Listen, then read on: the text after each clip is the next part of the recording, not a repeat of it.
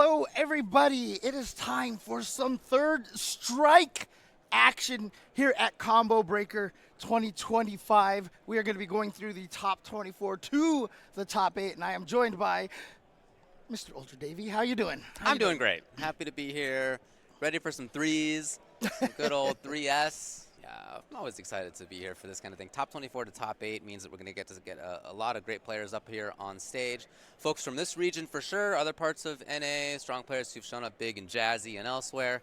Always a super, super fun, big tournament here at Combo Breaker. You know, they got a scene here that takes it super seriously. Yes. Chicago. But like I said, it's not just the Chicago scene, good upper Midwest and general NA bracket that we got here. Yeah, I mean, Combo Breaker, I mean, in terms of a lot of these retro games, you know, it's almost kind of like their big tournament, you know, their Evo of the year. I know, like, the Vampire community feels that way a lot of times. I know, like, a lot of the strong ST players make it out here. Sure. But, you know, so we always get a lot of great names for the retro games, but, you know, someone else right there is just chilling on the phone, you know, relaxing, no sweat.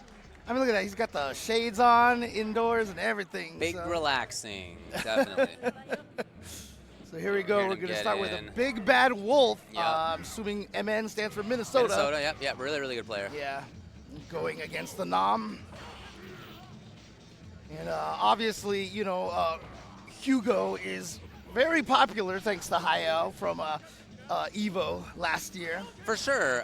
Big Bad Wolf's been playing for a while, but actually, I was walking in here, I was hanging out with one of my other friends, and he was like, "Man, have you noticed that there's like a lot more Hugos lately? Like just in general, like the last like year." I tell you, man, when a person wins or does well at a tournament with your character, it's inspirational. Because Yes. you're just like, now I know I can do it. And weirdly enough, a lot of times that's a lot of the difference in the mental game. You know, like, wait, I can totally win. I can beat Hayao as well. And in fact, I think Corey Bell is in top 24 in loser winners. side, Oh, yeah. in loser side. Okay. And he's using Hugo as well. Pretty sure. Can't imagine he wouldn't be. What? Oh, yeah, okay, yeah. nice. Just a little bit outside. Just a little outside. A little outside. All right. Trying to get into the top 8 here. Yeah, of course. It's definitely a tough one for Hugo. Yeah. So much control that Ken has. Whiff punishing is super real. Air EX Tatsu is impossible to deal with unless you can just turn around parry into 720. Right. Yeah, I mean, obviously, there's no question about where Ken is in this game, right? Oh, Yeah. he's been one of the Oh, he great jumped. three. Yeah, you saw good the work. 3 jump frames right there. Yeah. Yeah, and it's like I've always said, you know, grapplers always have to make that hard decision. Like, do I go for the SVD? And then they're jumping, and you're like, dang it. And there goes all that meter. Goes all that comeback potential. Nice. That was sick. All right, needs a little bit more. How do you chip this out? Yeah, see, that's what he was thinking too. Yeah. And that's why you go for that throw there. Yeah, you saw Hugo take a step forward. But it's just a bad mix-up that you've already been put in. I mean, same thing what I said about chip death and doing super turbo. Shouldn't have been in that position in the first place. Yeah, So exactly. you just think about chip death, you know, being knocked down chip death as just the next hit of the combo. Really? Yeah, that's That's true. just really what it is. Oh, wow. We got a little taunt there from the Nam there. Get a little power up.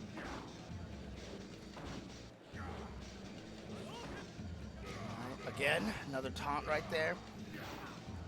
Ken's taunt is, he gets a little extra damage on the next hit. Yeah. Yeah, he just keeps charging up right now. Now they're building meter. Here we go. Here we go. All right, I mean, that is a little dangerous, in my opinion, as Ken to let happen as Hugo gets extra defense up. Yeah. Because the one scary thing also about, you know, Hugo, obviously, is just the damage that he does. So one parry can just be, that's it. Aye! He's one mix-up into 720. Yeah, 720 kills now. Oh, yeah, it's tough to get. Yeah, walk up 720. Yeah. All right, you can't get too cocky in this game, man. Like, No. And Big Bad Wolf's making some really good reads on what kind of like defensive choices he's going to need in situations, offensive even as well. Yeah, stand jab there in case Ken had jumped away trying to bait a 720. It's good work. He doesn't need to take many risks. Wow, that didn't kill. He had like 3 pixels and the standing strong did not kill. Up close. Oh, no that was a reason to standing take jab. it. That's why. Okay. Only jab. And there it is. That's the Slap. slap. Strong right there. Slap. Reach out and touch someone there. All right, here we go. So good round, and not only that, but Big Bad Wolf got to keep his meter. Of course, the Nam was so down the whole time that he didn't bother spending any of his. So they're both starting this with full resources here. Nice throw tech. Yeah, and there's that air EX Tatsu you were talking about. Yeah. Such a pain to deal with because Very I don't even know if effective. the Kens know what side it's gonna hit half the times. You know, just do it in the air. See, look at this. He tried shoot down backbreaker, but that's rarely gonna cut it. Right. Oh, he jumped. Was that a 720 attempt? Did he Maybe, yeah. Yeah. Might have just been an execution error The there. confident spacing there. Yeah. Love it from Dana. I'm looking. Oh, a little he tried early. it again. He tried again, but he did get the 360. Woo! Oh, short. Nice. Caging, looking for Tried even it more. Again, yeah. He wants that read so bad again. And the Nam doing a good job staying on the ground and being brave about it. Ah, got the hit. That was a true confirm. You could tell by the Yeah. timing on it. That was good work. Felt like he confirmed, like, kind of on the standing. I'm you sure. know, I'm sure it's yeah. part of it. But yeah, to be able to hit confirm, that's not easy. It's really Regardless, hard. yeah. Yeah, a long time ago, I used to say, like, that's not possible. Like, Chun-Li is, but, like, Ken's. And then, you know, Punk did Street Fighter V, and I'm like, okay, fine. Maybe it is. No cancel. Okay, another one. Oh, no, cancel. what the heck? Come on. Big Bad Wolf's been holding on to that super for quite a while at this point. Hasn't really had many opportunities or needs to use it even in the first round and a half. Yeah, Now well, he's he in the did try it third. that one time, I think. You know, after game he one, parried, yeah. parried the jump attack. Oh, he could have did it right there, but he's just going to get the regular 360. Oh, nice. I love that dash up throw. Get him into the corner here. Oh, no! And so, yeah, that I'm pretty sure was another standing confirm. But the nice thing about it was that Big Bad Wolf crouched at the very last second, and that's how you can defeat the standing confirm. And yeah, look at this. Nam actually with no supers right now. Yeah, that's a big change in the matchup. Here he is on pressure. Nice. And Nam has been able to counter parry a lot of Big Bad Wolf's, you know, counter pokes basically after blocking. To the other side. Oh, this yeah. is huge. He ends up taking the game and Yeah, moving into the top 8. Yeah, that's a tricky one because there's no absolute guard. When he blocked the first hit of that Tatsu, he probably just was holding the wrong direction, and so the second hit of the air Tatsu just hit him. So there you go. There you go. All right, but that was winner side, so we'll see some more of Big Bad Wolf later on. Yeah, in we'll the see. tournament. Yeah. Yeah. Still has a chance to qualify for the top 8. You could hear, well, maybe you couldn't hear, but we could hear the crowd definitely going for him big time Oh yeah. on that side. That was I mean, cool. these days I think everybody's just kind of rooting for Hugo now, right? So it's just Hasn't that always been the case? yeah, It's but just- I think it's more now. True, you sure, know, sure. you know. Sure. Everybody wants the underdog to win. Yeah, because I mean, before it was just like, oh, you know, Hugo, weird, awkward-looking guy, but you know, he's underdogless. But now it's just like, let's go, Hugo. You know, so. He is really fun. I mean, he was one of the characters that you played a lot of. Yeah, right? he was a secondary of mine. Sure. If they were a bad character in this game, I was probably playing him. That was my decision at the time to have made. It's really funny because like, obviously I've been a low-tier hero my whole life, right? Like Alpha 1, I played Chun-Li. She was the worst character in the game. Alpha 2, she became the best character, so I dropped her. Yeah, definitely. You know, it's just one of those situations, and it's not necessarily like that you like playing low tier. It's just that you want to play a character that not everybody else is playing big because part it's of fun to come up with tech. You know, because when you're playing the character that everybody's playing, like all the tech is like, you know, out there, right? And it's fun using a character not used as well, but characters not used as well, usually it's because they're bad. That's how I see it anyway. No, so, I'm with you. Yeah, I think that's true. It's a big part of why I play fighting games is the individuality that you can express. Yeah, it's true. I really like that side of it. I mean, I forgot who it was.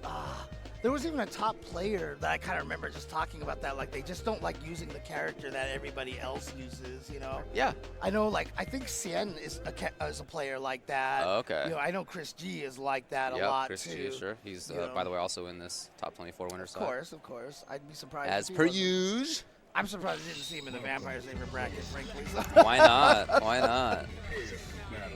another one of the greatest players of all time. You know, shout outs and RIP to Flo out there. Obviously, he doesn't have the tournament records to do it, but I mean, you and I have witnessed it. Like, greatest casual player of all time, and he could play everything, every game. So we got Yoga Brain coming up, super strong player. Always like watching. Ibuki, we got Mateo here from Toronto.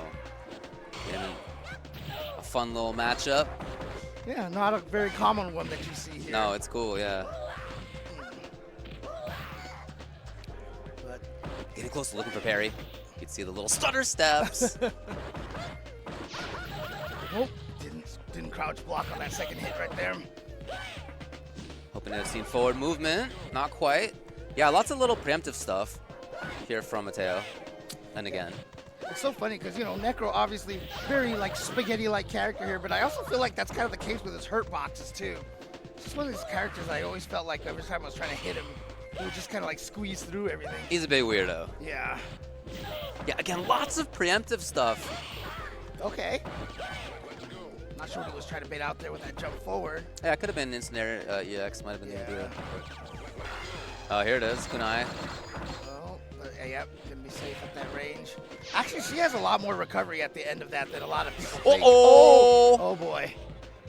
And, he waltzes in. Yep. After so much time, when he had pressure, even in neutral, again, so many like delayed buttons, I'm not mad at Yoga Brain trying to play patiently there. So that kind of buttons had come up before. Doing a good job parrying the drill, though. Ooh, yeah. Went the other way. Would have had to switch directions with that parry. Again. I mean, that's like the third or fourth time he's done that already. Oh, God. Just kicked the kunai away. Again. He is just ready for those drills every single time. I think Mateo's got to try to alter the timing a little bit. Yeah. Oh, he was too far, though. Too far, yeah. I like the navigation by Yogurt Brain away. The movement was good. A chance to get in, yeah. Yep, got the combo off looking the for kunai, parry. but back throw. This is huge because obviously Necro can do a lot of damage here in the corner. Dude, that dangerous range that Mateo is really comfortable at. And he's just been sliding a lot too. I feel like right now Yogurt Brain has just been getting so much off of just like slides and also the okay, snake bite right away. Bite him? Okay, didn't parry the drill that time. Can't open a buffer there. Oh, for super. He's gonna get out.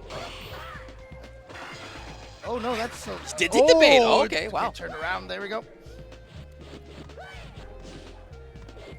Very cautious here. What? A chance to dash in. It's been pretty light. Again, it's been a lot of like kind of cagey stuff, and that's not uncommon from Necro, but sometimes you got to get in there too. Got him again. Wow. No, looking for the confirm on stand strong. It wasn't quite. Oh, even taking chip now is a bummer. Yeah, it's really scary, especially if Yoga Brain could build a full meter. Oh no, he just goes for the EX kunai, catches Mateo off guard. He's gonna take game number one.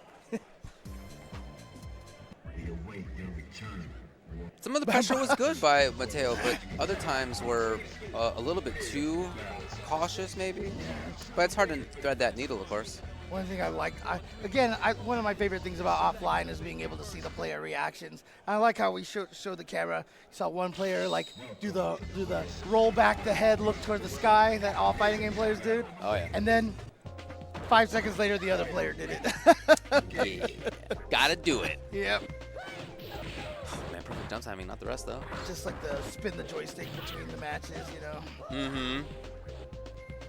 Here it is. Yeah, that's the kind of stuff I love to see. It didn't work, but again, get a little bit more active. Yeah, throw it, doing a little bit different timing. Wow, nice awareness. Like he was gonna go for the target combo in the air. Oh, didn't jab it that time. He's been so good about that. And again, might just be hitting at a little bit later active frame on the drill. Trying to force the issue a little bit more as Mateo as he builds the corner for himself. Throw out, defensive throw. But close towards the other side already. Yo, okay, good work. Could all change. Here's Mateo. Oh, wow. This goes for the sweep right there again, throwing out some more unorthodox moves. Just went right through the kunai with those drills, but now Chip is a danger.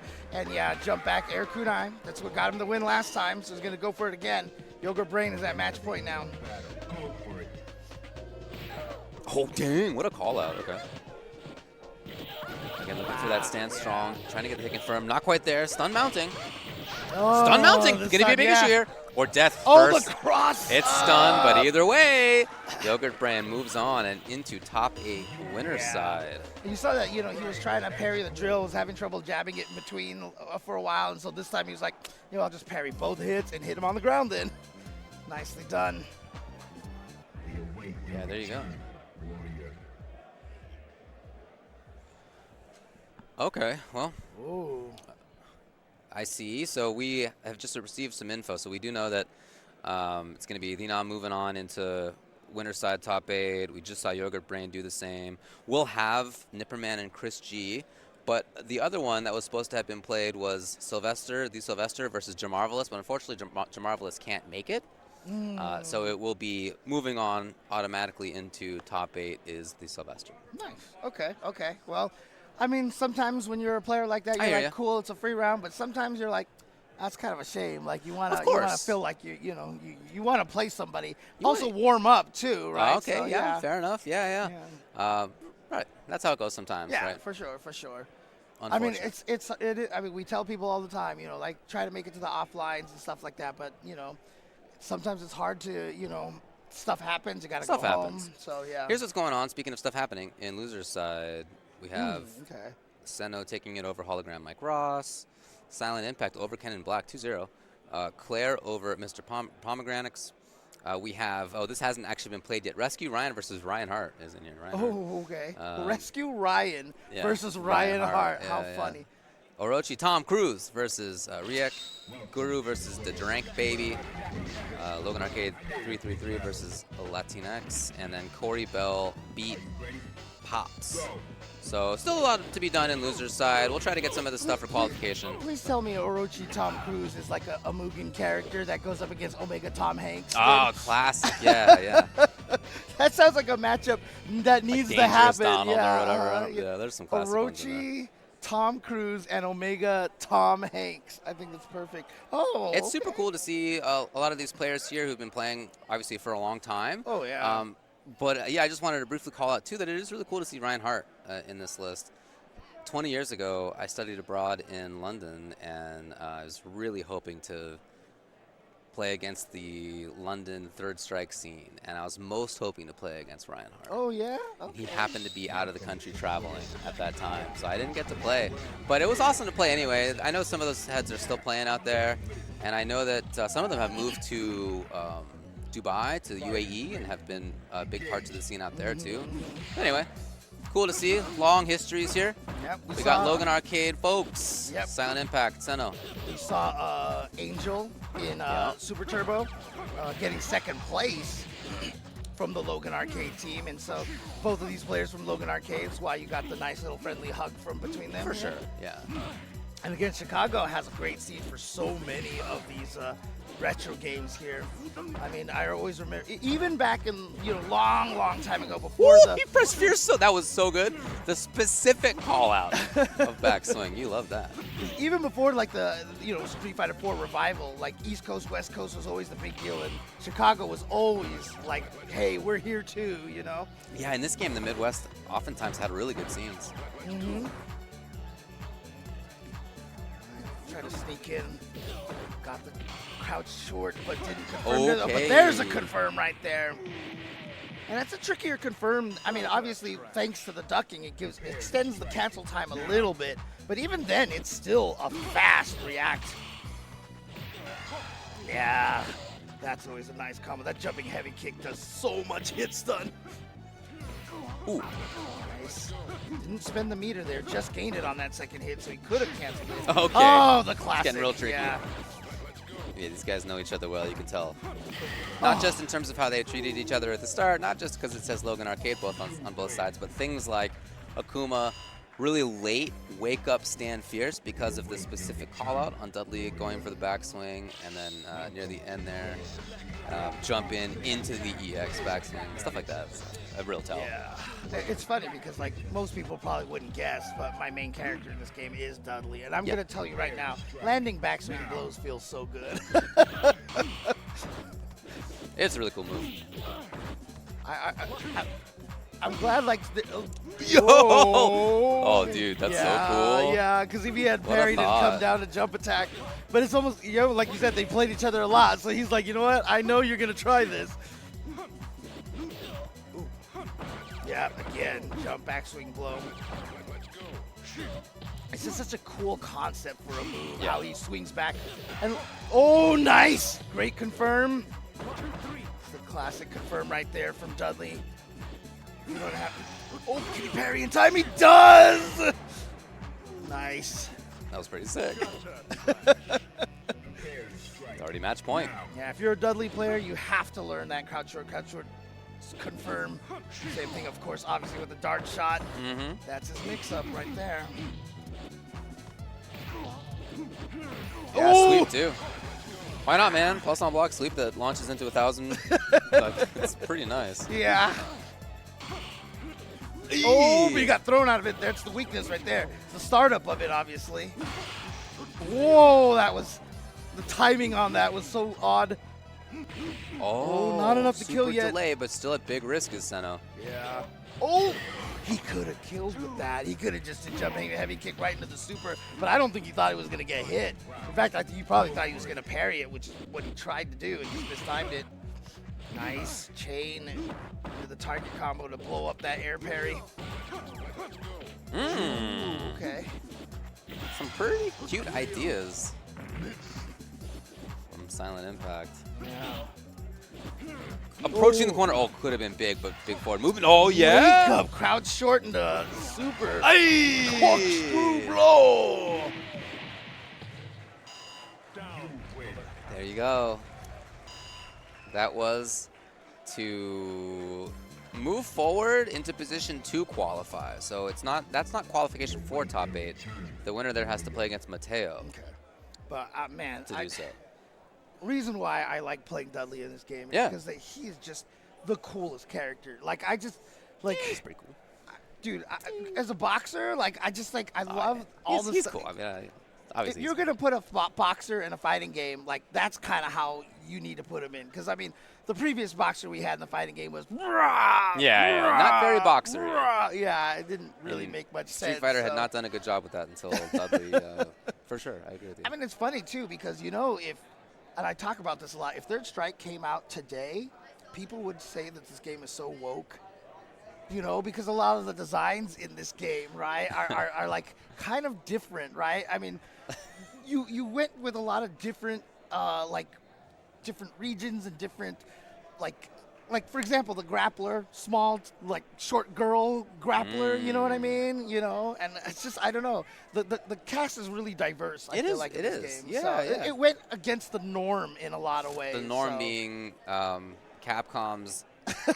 Shall we say, could have been a little bit better representation of different cultures around the world in Street Fighter 2. I mean, let's put it this way.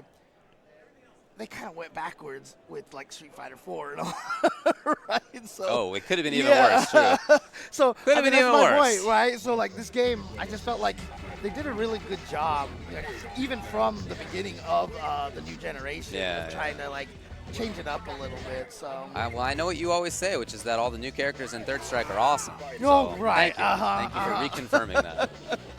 I know you've always been a super big fan of all the new characters in this game. I like the characters that that represent fighting, like a certain fighting style, which is why I'm not that into like Remy and Necro and stuff. What? So. First of all, that's called emo jutsu for Remy. It's a classic fighting style. Of course. Necro, though, obviously was... Then you got Big Electric Noodle. That's the Necro style. I've been a Zangief player my whole entire life, and I had to deal with Dhalsim. So I played Alex in New Generation, and then I had to deal with a Necro, so Necro was doomed for me from the start. For sure. Oh wait, does this mean that Rescue Ryan beat Ryan Hart? Yeah, I suppose it does. Yep. Claire here from Michigan. Got her looking good on the Hugo. And yeah, Rescue Ryan. This is a fun matchup for Necro because oftentimes, well, in almost every other matchup, Necro is not a distance character. Like, he's a pressure character. This is one of the few, maybe the one, where his distance normals are legit. Like, he oftentimes spends this matchup away. Yeah, roundhouse, stand medium kick, sweep, like, yeah, stand fierce. Like, all that stuff is much more important in this matchup than most. Yeah, I mean, obviously, Hugo, not the most mobile character in this game. Yeah. That's why Elena can actually use healing against him. Oh, she's trying to get out of there with the light drill.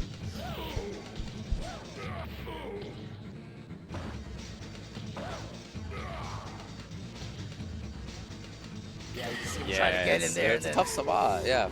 And you know, that's the hardest thing too, right? Because Necro's got a couple of anti-airs, get into back heavy kick or anything, so, you know, changes the timings of the parry that you're going to go for in the air as well. Didn't go in at all due to SA1 fear, I'm sure. Rescue Ryan here from Indy. Big zoner.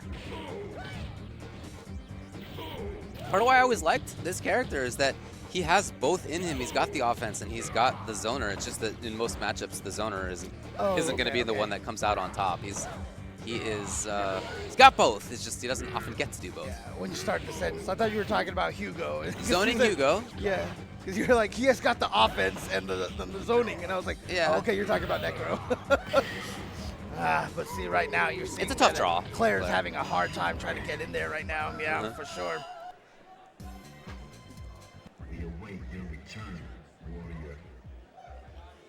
Yeah, can be tough.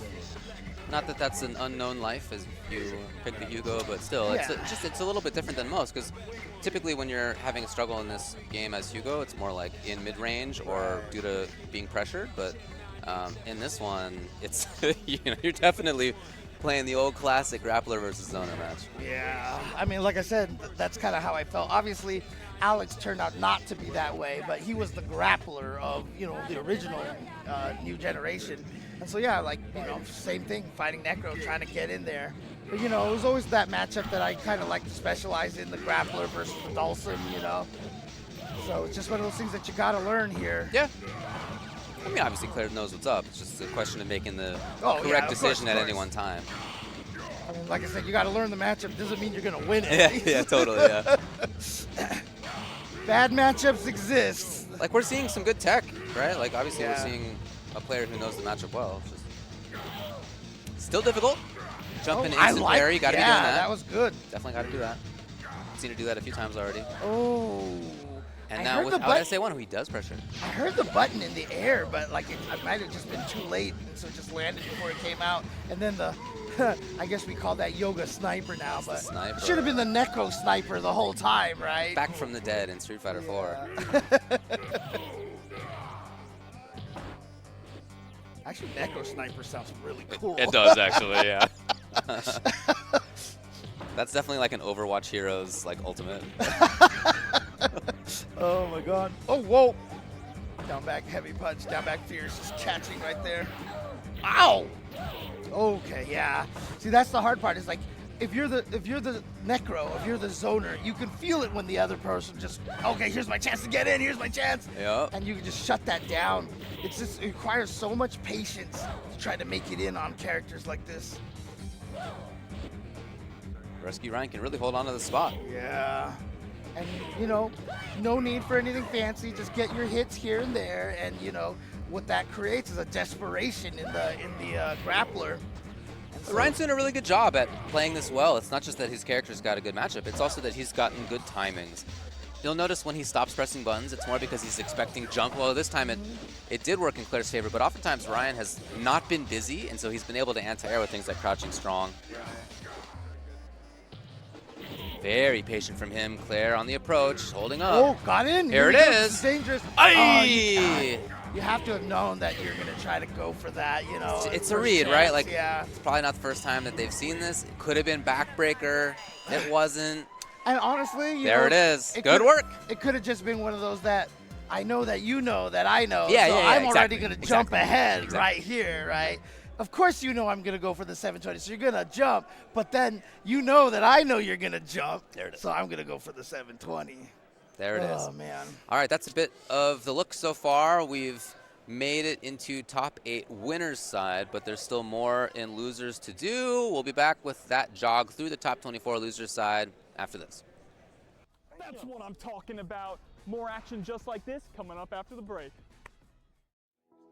New Chipotle Honey Chicken brings a hint of pure honey and seared smoked peppers with fresh chicken hot off the grill. For Chipotle heat with a touch of sweet and a perfectly balanced sauce. Chipotle Honey Chicken takes heat and sweet to a whole new level. Get $25 off your EVO 2025 ticket this week using the code CB25 and join us in Las Vegas this August.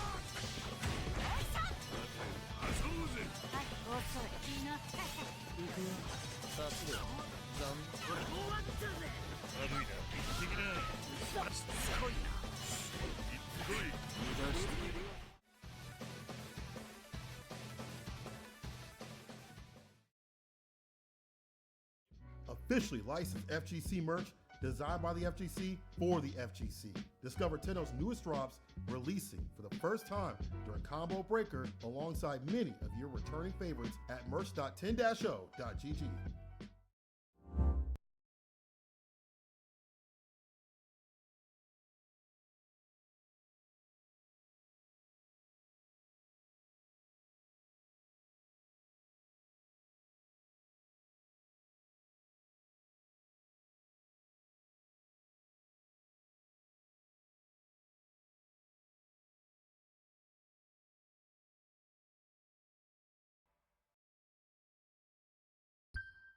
Sheldon, we're definitely not making flavors of no-shells pistachios. Then why are you dressed like that? You got us. We are making honey and chili flavors. Are we? Yeah.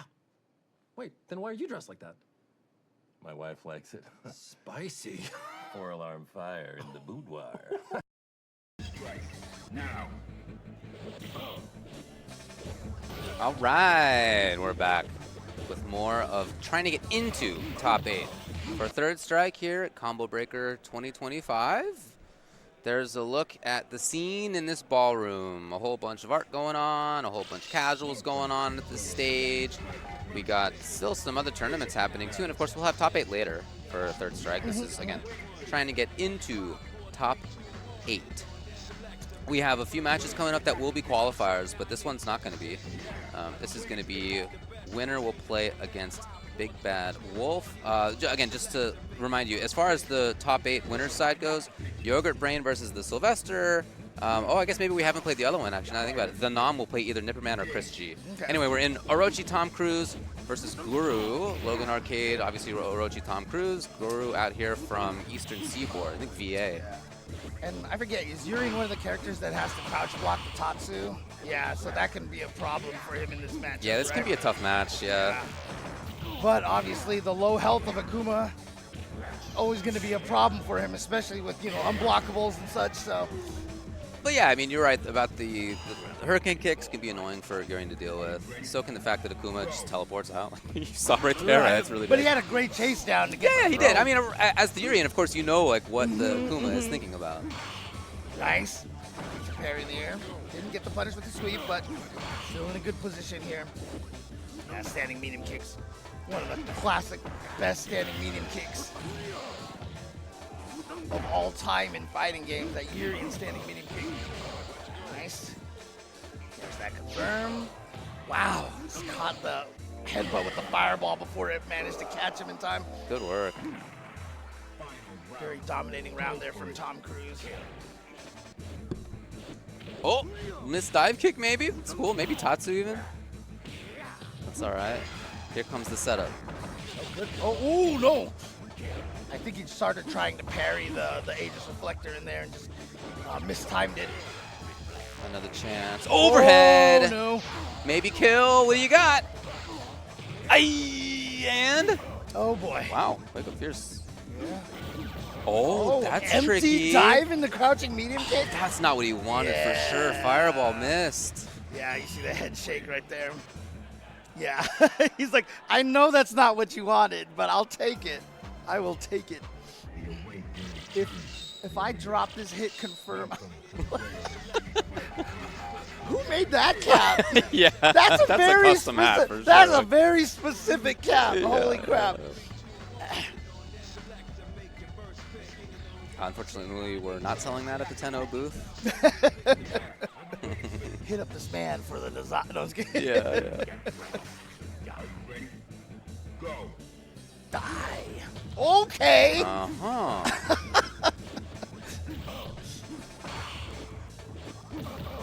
Yeah, all right. Yep.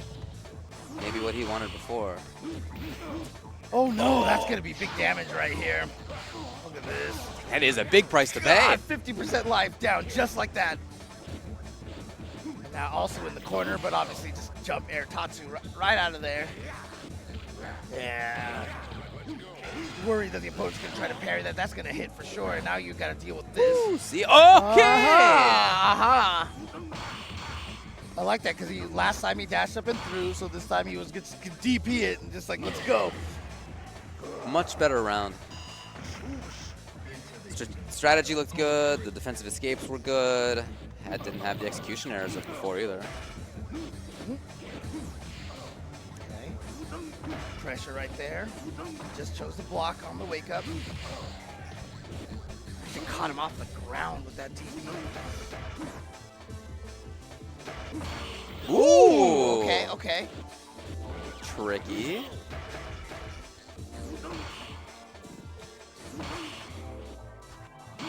Nice. Back throw. This is key right here.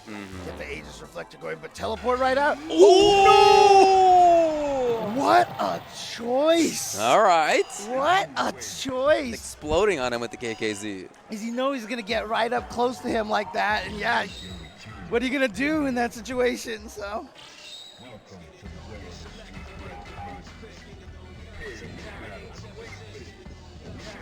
Both of them bobbing their head a little bit.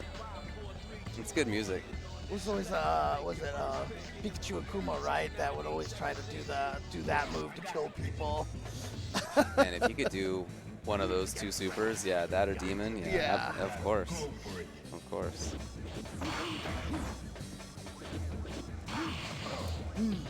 Same thing happened before. He jumped, landed, got hit by the DP. That time he tried to parry the whole thing, just missed the second and third hit parries.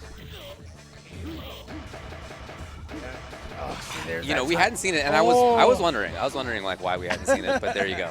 That's the answer. But there's still, you can like play mild tricks as to whether it's like medium or roundhouse. Right, exactly. And that's it's not great though. Like, why take the risk? I suppose if the opponent's so confident in that, match point comes. It's really hard to tell whether he's doing the medium or the heavy Tatsus, or even the light one. Here we go. Gets the knockdown. Wake up medium kick. Again, that's kind of stuff that you'll. Ooh. Oh, maybe Demon was the intention. Yeah. Why else jab and roundhouse? Yeah, he already landed the KKZ. He wants to land the Demon now. Every Akuma's dream. Well, it's going to take a little while longer. Yeah. Right match now. point? Almost. Okay. We got the double match point. Final game, final round. Super close. Again, this is not to make top 8 yet. This is to play against Big Bad Wolf to make top 8. Right. As you see, it's losers round 2. Really close. It's their fireball, and it could have been key there, too.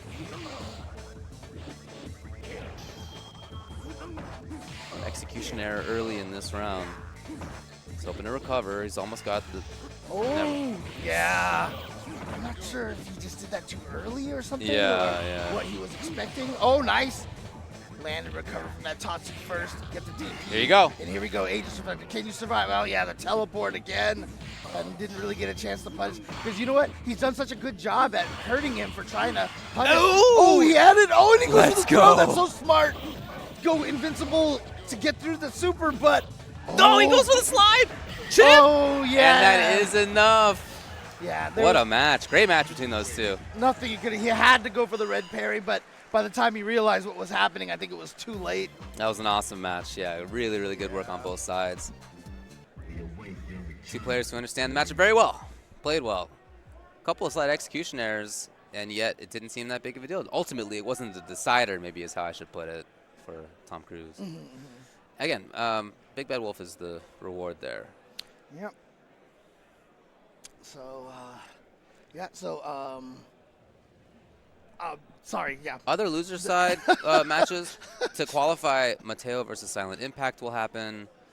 Rescue Ryan will play against, well, we haven't played the winner side of this, so either the loser of Nipperman or Chris G.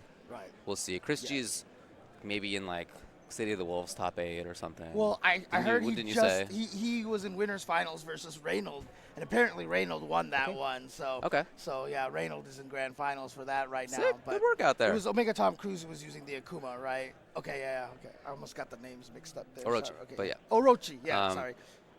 Yeah, and then in loser side as well, I guess we'll see what match we go to. It could be Corey Bell's match.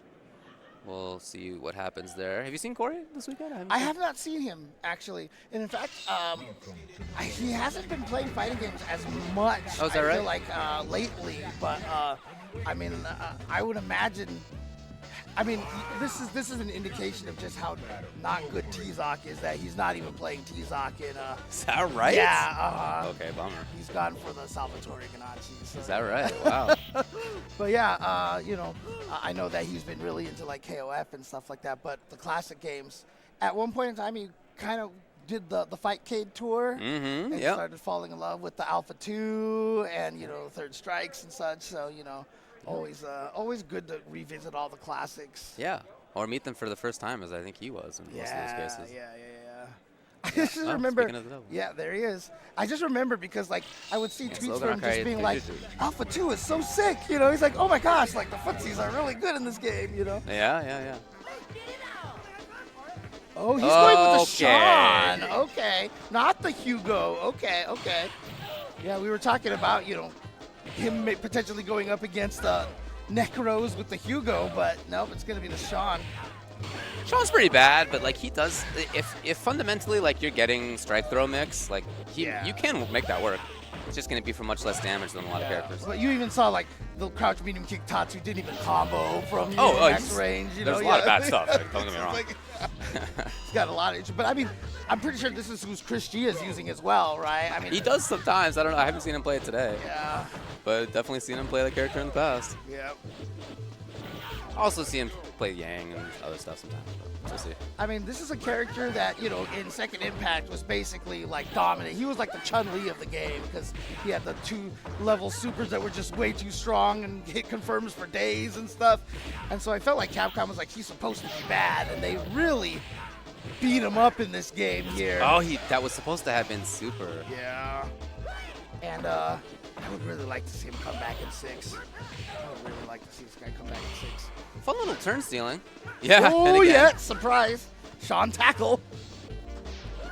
To the other side. Just happened to go over. I also really like game 1. I also like the tinfoil hat theory that they were putting Sean in 6, but then they converted him to Luke. Because if you think about it, a lot, like even his Memphis Super is like a Sean tackle, you know. Okay. And there's a lot of like elements about. EXDPN to follow up He's for the got dunk in the sky. Exactly, yeah. There was a tinfoil hat theory about that, and I was like, you know, all right. I'll pretend that's true from now on. So yeah, works for me. Here it is. We haven't really seen like strong corner pressure yet. And unfortunately, it didn't last very long either. Corey Bell moving around, navigating it. All right, buddy. Nice parry. wanted to do the jump heavy kick late enough to get the combo on the ground, but that allowed 333 enough time to block. Out of there. Oh. Okay, finally, yes. I think he was There trying it to is. Good parry. work. As soon as the drill landed, I think Corey was trying to parry something, just walk right forward into that back medium punch.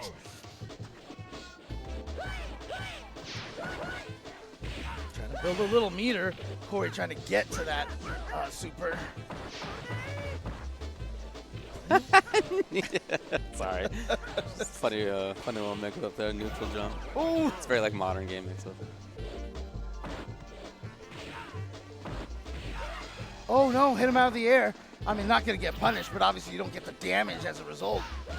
Ooh. Pick it up. Yep. Nice. Slowly walking. That's next Strong down. tuck. Oh man, you already tossed your basketball. What are you talking about? It's a pump fake. You gotta It's a pick pump it fake. back up first. Yeah. It's a pump fake. Oh god. Electric Snake does so much stun. I miss that about a lot of these, like a lot of the retro games where you just had moves that just like, this move just does an inordinate amount of stun for no reason, you know, let's just do it that way. And you know, this move just happens to do this, you know. It's a huge part of Necro's game, of course. Yeah. Big stun output. Yeah, originally, like in the Street Fighter, in New Generation and Second Impact, like Electric Snake wasn't necessarily, like most people use the other two. But in this game, because of the stun and the juggle potential for that Electric Snake. Yeah. Good hit confirming. It's got a lot of utility. Yeah. And of course, just having a lot of meter to use for EXs is very useful as well. Oh, same thing again. I'm sure Corey's trying to parry that on landing, but hasn't quite got it yet. Oh. Didn't want to play any mix-ups after that. I respect it. I understand. Oh, too early on Yeah, grab. I tried to throw a little too early. But that hit. Is he right? No. For the round. Cannon. No, Oh, not it yet. wasn't enough. Oh, Okay, oh. how long? Yeah, how long? What strength? All sorts of little mix-ups in there, even once you start the parry. Match point. Can you get a jab in between those parries, or is it going to trade most of the time? Okay.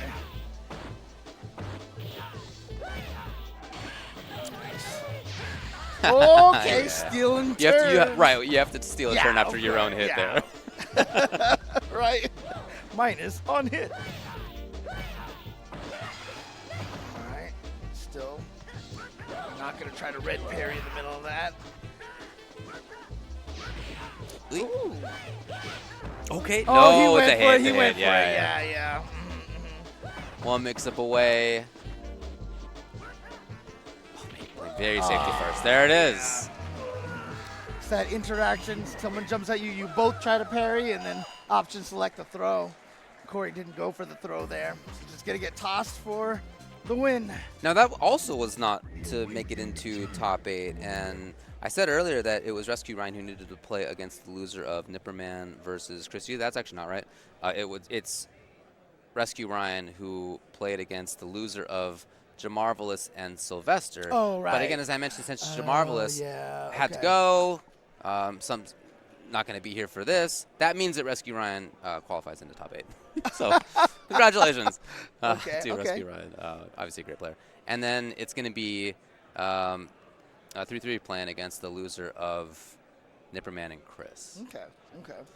Yeah, we Which haven't we're had kind a of waiting chance for, to- I think, at this point.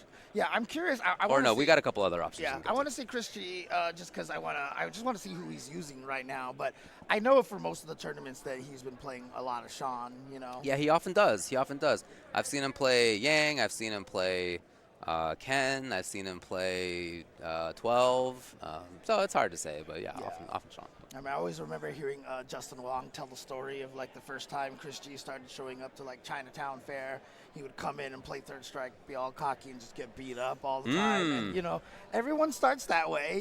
Everyone starts that way. Justin tells the same story about himself with Marvel, right? So in Marvel versus Capcom 1, I should say. Yeah. But, now Chris G just absolutely just one of the most prolific fighting game players. But, yeah, we're waiting for him because, like you said, he's playing a lot of different games right now. Yeah. So we're going to go to the top of the bracket at Mateo and Silent Impact in loser's side.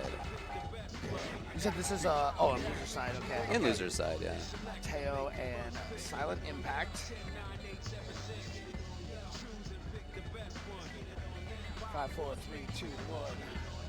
You got to stretch. You got to make sure the shoulders are limber. You got to make sure you're in the right sitting position. Dude, physical health is so important for this, dude. It really is. Yeah, well, you know, I agree. Yeah.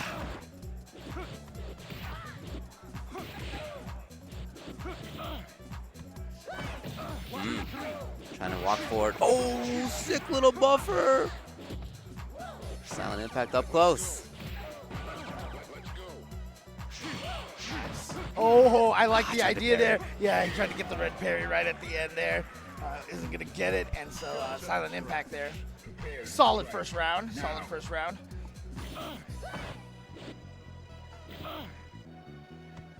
Very slow stuff. Mateo feeling confident in neutral. The fact that Dudley has that short jump makes it a little bit more difficult for him to approach. Like, stand roundhouse can be more effective as Necro in this match. Is he there? Got him. Right, sneaks in that crouching heavy kick. Crouching roundhouse. Woo! I really like offensive parries like that. Yeah, yeah, yeah. Have those turn-stealing parries. No Stagger dog. right there, but not too much damage. Uh-oh. That's It was a little scrambly. I actually thought Silent Impact was when I got that throw. I heard the throw sound effect, but Mateo's gonna get there first. Mateo from Canada, of course, as you can see. Again, the classic parry into back strong snake.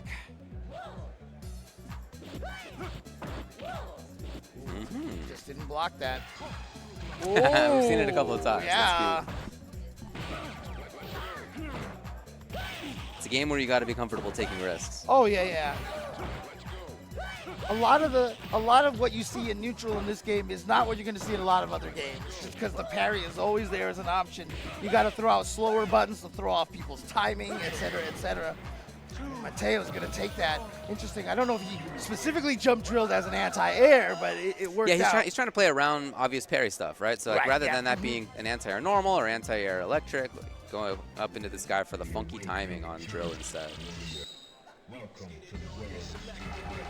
Dudley has a couple of options trying to get in on him. I mean, he could go for the risk of a cross counter against some of those long range buttons. I've always found universal overhead, weirdly enough, seems to hit a lot of his limbs.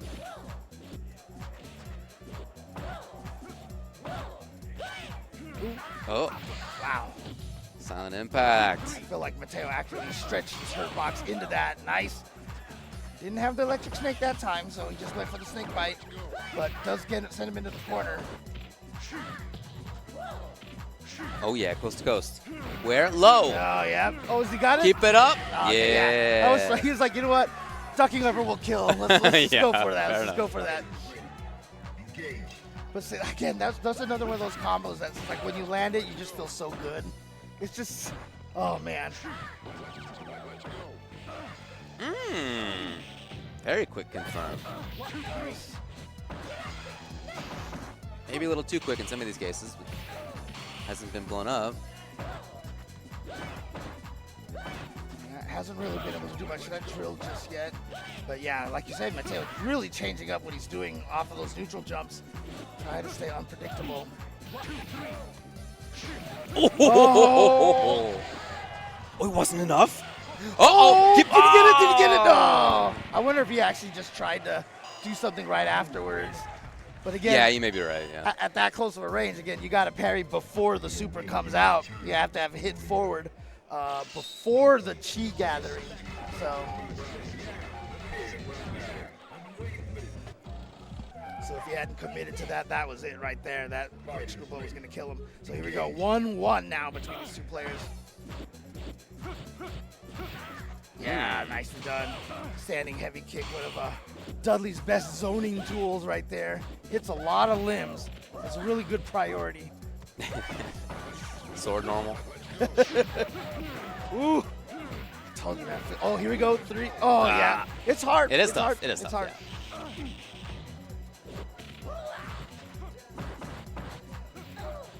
Oh. Interesting. Yeah, I dropped the confirm. But still has a great chance to take it. He does. It's match point, silent impact.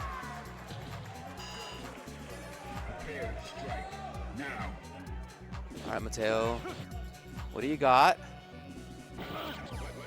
Trying to take the tax of crouching medium kick and the zoning normals.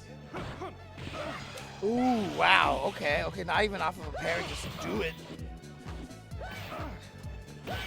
Ooh. Patience. Oh, Is he there? what a No. reaction. Oh, okay, okay. I thought he got him right there. And here we go. Look at this damage, and he still got another one. What's the mix-up? Goes for another backswing blow, but great parry. Here we go. Nice. Mateo just needs a little bit more. What What? timing? No, he didn't get super.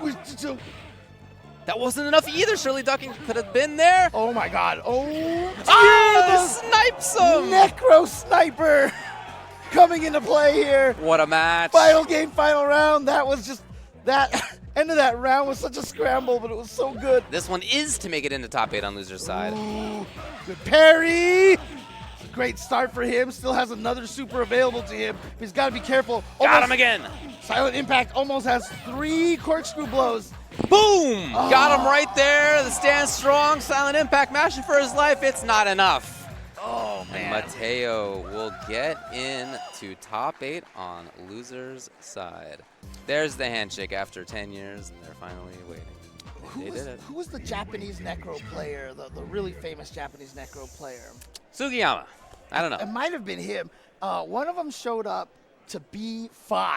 Okay, probably him because he was coming to the early Yeah, stuff. yeah, Sugiyama. And I saw him at Evo like 2002 or something. because remember, Evo 2002 was the 5v5, right? And, you know, we didn't even Maybe know. 3. I mean, we were using Sorai Rengeki. We didn't even know about the Yeah, unblockables yeah. and stuff.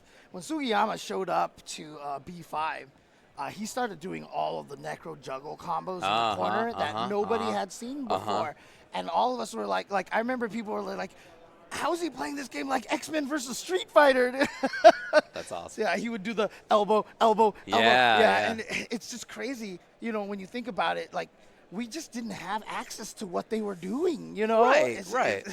Yeah, it was hard to share tech. It was hard to find tech in the first place. You had to go up to the arcade and play when nobody else was there, or else take the risk that you weren't going to win, and you had to get back to the back of the line. Like, it was not easy to get tech going, but yeah, definitely, that was a lot of fun, that era. Anyway, that's Mateo making it into top 8 on loser's side. We've already talked about some of the other ones. I think maybe the other one that we can run is Big Bad Wolf versus Tom Cruise. See if we go there. Yeah, just holding out for Chris G right now because obviously he's waiting in losers finals, and then he'll have to, if he wins again, he'll go to grand finals again for Fatal Fury and such. So, but yeah, no, I mean, I'm always sad to see, you know, Dudley go down like that. So I know you're a Dudley guy. Yeah. Dudley man. I think he's cool. I don't hate him. That's my take on You Dudley. really just not like Dudley at Nah, all? he's Okay, okay. Because, I mean, the reason why I like Dudley, obviously, like I said, the boxing, but also Makoto, like, she's a Shotokan karate, right? Right, And she's right. actually doing Shotokan moves, Right. right? Like, everything she's doing outside of her special moves, but, like, all of her normals. Because one of my friends ended up taking Shotokan karate, right? And, like, he was saying, like, even her parry, she's, like, one of the only characters that has a 2-frame parry. Like, she parries and then she does like a follow through, just like the actual Shotokan like parry kind of moves, right? Everybody just has a ping and that's it. So they did a really good job with her as well. So Yeah, no doubt. No doubt. That's not what I'm as interested in. I want the weird stuff. You know me, though. Okay, that's fair. That's fair. That's Yeah, fair. Okay, that okay. said, I did do capoeira for several years, and there are things in Elena that I recognize. Oh, But there's okay. also like big made-up stuff, of course. Of 'cause course, it's yeah, a yeah, yeah. Video game. Yeah. But yeah, that's never, as much as I really enjoyed doing that, I never was like, so I have to play Elena. Oh, right. Nah, Yeah, yeah, man, yeah, like yeah. I was real life, and I was having a good time, and then I would go into this game and play some weird fantasy weirdo. Yeah, and I mean, speaking of Elena, by the way, it's so strange to me how Ultra Street Fighter 4 has just traumatized so many players. You know, because they're all like, "Oh my God, healing! Oh my gosh, looks Yeah. so strong! Looks so," and like it's largely considered basically her worst art in this one. right? So, Yeah, rare to see outside of specific yeah, matchups. it's just like Hugo, Yeah, right? yeah. Run away and heal because he can't stop you, essentially. But you know, Ultra Street Fighter 4 was her Ultra. You could gain it back for free by focus attacking and stuff. So like all these people are so scared of healing and everything, and I'm just like, it's not going to be a problem. 0-6? Yeah, I don't think it's going to be a problem. Yeah, she looks pretty different than 4. But we'll see. Comes I out in mean, a she couple looks of really weeks. different than even this Yeah, third yeah. strike as well. Definitely very interesting design there. Can't wait to see that. But got Big Bad Wolf going against Orochi Tom Cruise. Jab. There have been quite a few like jump jabs, jump like instant medium kicks and stuff that I think are probably just not Tom Cruise getting the buttons he wants. Probably wanting fireball, air tatsu, stuff like that. Oh, whoa, I didn't even realize that was a demon flip that he went up in the air with. Yeah. I thought that was just a jump. It's just it's so silent when he goes and starts up with that. Oh! This is... Oh, yeah. I just, Is he there? Oh, he was so Oh! close. He was that super too close. early? Because it looked like it just went right through him, so he was just recovering still. That's way more recovery on the teleport than I thought there would be. And more than Big Bad Wolf thought there would be, too. All right, slowly approaching, but yeah, that's how you can sneak in those demon flip throws like that. You're so focused on parrying those fireballs and trying to get your way in that you're not ready for that. And it's tough in general versus tall characters versus characters who don't have DPs like Hugo to, just, like in general, deal with the jump forward from Akuma. Again, jump medium in that situation. Like, that's not super unusual, I guess, to hit Hugo at the top of his skull, but still something we saw before too. Yeah. Oh, okay. Get that firm. Not going to be able to punish. I like the idea, but that's why the jump back air fireball was there. Cover situations like that, and to build some of that distance. It just looks Again, like a that's regular hard. jump. It just looks like a regular jump, which is what makes it so scary. Okay. Yes, They this got him time. It's getting a little scrambly. Okay. Big Bad Dangerous Wolf. now because Hammer Mountain is right there, but the crouching medium kick confirmed. It's gonna work. As a whiff punish to stand strong. Really nice job there. You didn't drop it. Don't worry. You're going to be safe. I always wondered because it's called Hammer Frenzy, but he says Hammer Mountain, doesn't he? Yep. The old classic. Yeah, I don't know, man. I don't know what to tell you.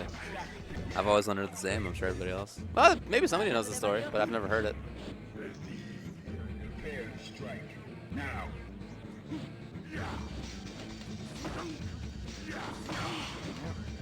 Just back to this, you gotta watch out for that demon flip again. So I'm sure that's what he's trying to do. But see, if you're looking for the demon flip all the time, it's gonna make your parries on the air fireballs a little harder. It's gonna make your footsies on the ground a little bit harder. It's that mental stack that we always talk about these days. Yeah. Oh, okay. A lot of the times the way that Hugo deals with that is just simple stuff. Jump back jab and then like jump back short. But again, easier said than done.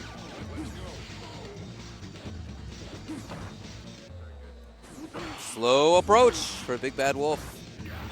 She's done before. He does have the life lead. Okay. Tom Cruise backing off. Well, maybe he does not want to do anything, but he's got a lot of damage that he needs to deal. Plenty of time to do it in. Doesn't need the rush, but a lot of damage. Here's maybe the start. Yeah, not a huge chunk of damage, but you know, the hope is to get us. Oh, he thought he was close enough for the crouch fierce. He wanted the big boy damage right there, but a little too far away. But you had to come into this round with basically full resources, but so is Big Bad Wolf. You gotta be careful. Either one of these characters could do a ton of damage out of nowhere. Uh-oh! Yeah. It could have been a lot more. So With I guess clap, he wanted clap. to save his meter. I don't know. I'm not sure. Yeah, it could have been clap, clap. Maybe it's just at the last second he was like, "Oh shoot, I forgot to clap." And so Yeah, that been did there, best. been there, Yeah. Hard to get it every time. Yeah, at least that you got something, so better than nothing. Oof. Again, a demon flip. Yeah, that super late air fireball like that. Try to parry it and just parrying a little too early. Oh, that was the life lead granted there. Oh, and back. Oh, man, if blocked, it would have been a different story. Okay. A huge forward pierce out of this guy. I don't think he's committed. Oh, he had. Oh, no. Got him? Wait. Got him? The weird juggle, though. Chance? Oh, he's way too early. Oh, no. I don't think that was even what he wanted, actually, based on how he reacted there. He was looking for something else. Maybe a clap. probably a clap. Maybe, or something like that. yeah, early clap to bait something could have been. I don't know. You know, the guessing, 360s always, you know, you can just do 5/8. So maybe he accidentally got went because he was walking forward. Maybe went to up back by accident. You know, came out with a clap instead. Because it was super early. Yeah, So the yeah. clap would have been the right meaty timing. Oh man, again this demon flip. Oh, Demon available. Speaking of. as well as KK's if he wants it. Okay. Got him out of the air. The right hit confirm. Oh no. Still, with the right hit confirm, Big Bad Wolf could take it. Oh boy. Okay, got to be really worried now. Forward. No, he was already committed. You saw him already shaking the head, and Oh man. there it is. It's going to be moving down to loser's side. Oh, well, he's out of it. Big Bad Wolf and Orochi Tom Cruise, loser's side top 8. Almost potentially had a nice little combo breaker moment 37. Yeah, Right that would have been there. sick for sure. Yeah, but unfortunately not going to happen right there. And so our intrepid hero, Hugo hero, is going to go out of the brackets.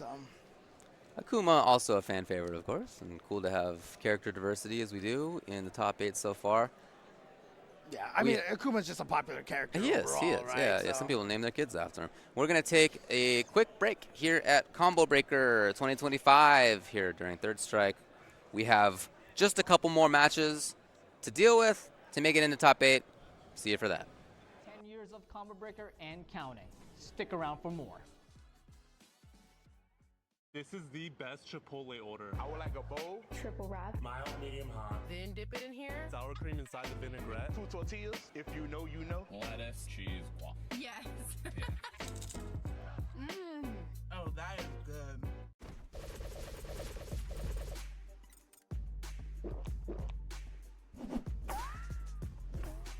Red Bull gives you wings.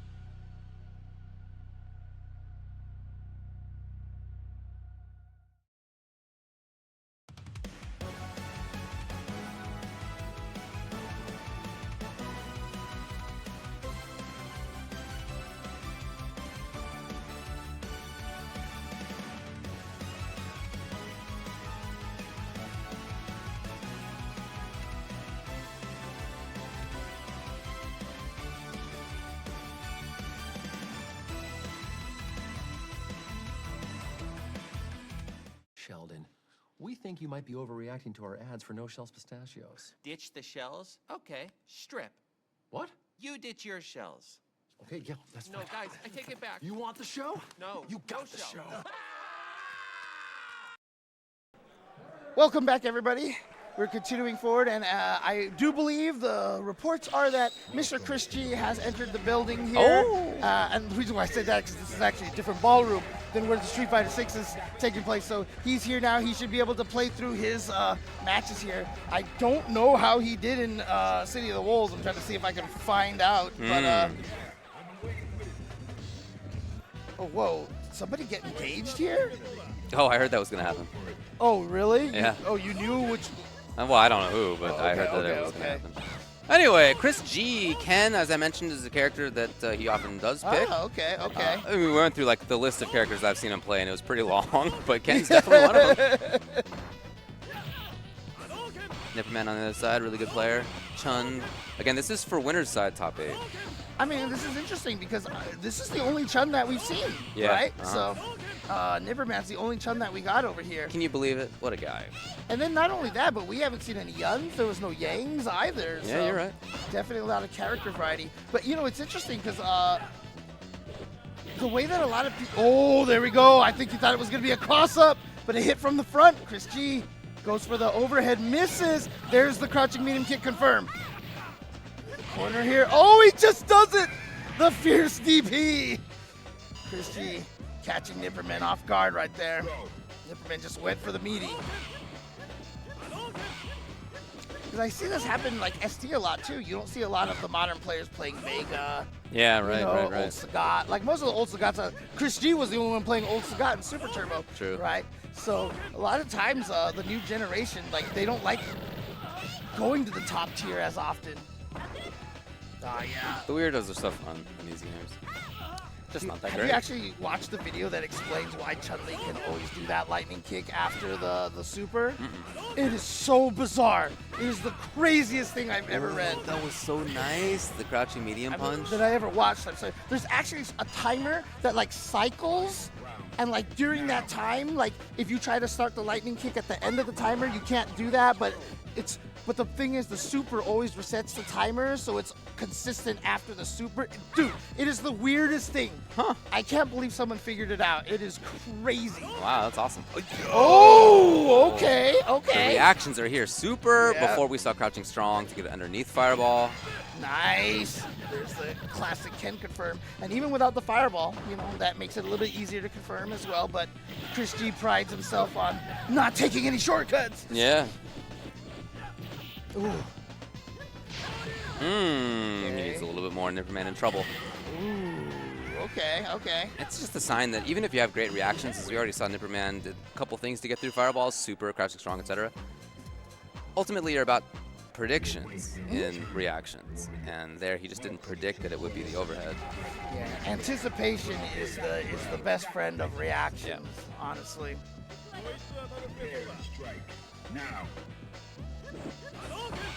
Chris at range.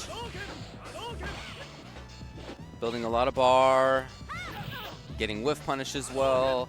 It really has been a lot about his own mid-range. Hasn't really been about big pressure. Yeah, it's interesting because, I mean, one of the things that makes Ken so strong in this game is he can really kind of just do a lot of different things. He's just very versatile. Yeah, he's got everything. And then Shifu obviously gives him confirms off of just about everything. Taking a risk with some of these fireballs here. Okay.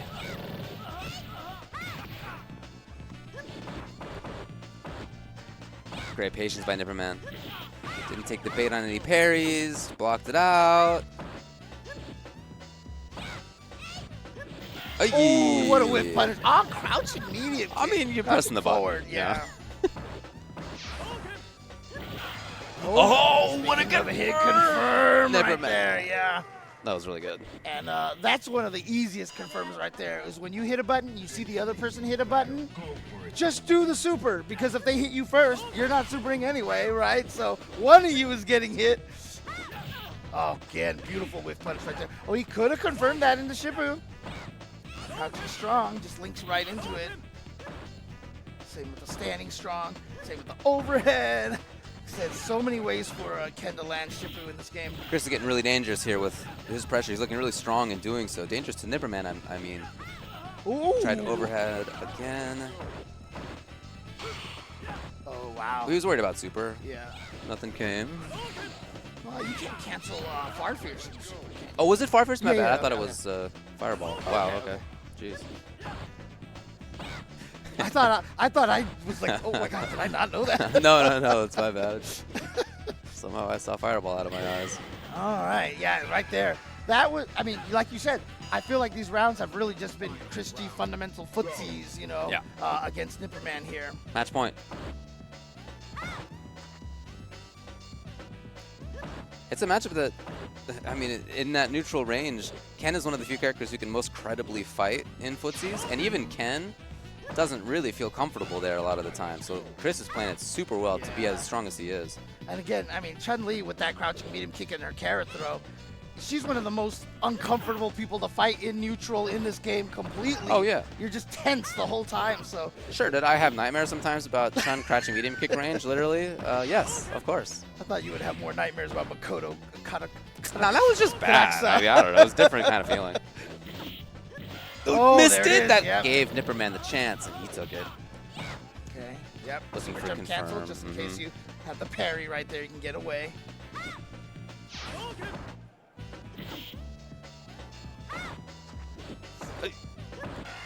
Oh, no. misidentification. No, Chris! Mistimed that parry right there at the last move. And then the missed carrot throw by Nipperman, but he's still in a good spot. Chris with a couple of bars. Yeah, if you can just hit him. With oh, one! No, Oh, that no! was one. I did not believe. I'm not sure.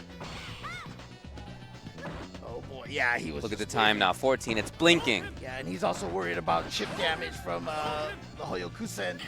Ah, he went for the throw, and Nipperman. I'm surprised, actually, he just didn't take that throw, because that's kind of scary right there. Yeah, Chris shaking his with head. the nod. Again, he The had that shaking to moment. the nod. Shaking to the nod. Well, he's been doing that for the last 20 years. But Yeah, exactly. Maybe not 20. I don't want to overextend, but maybe the 15 years.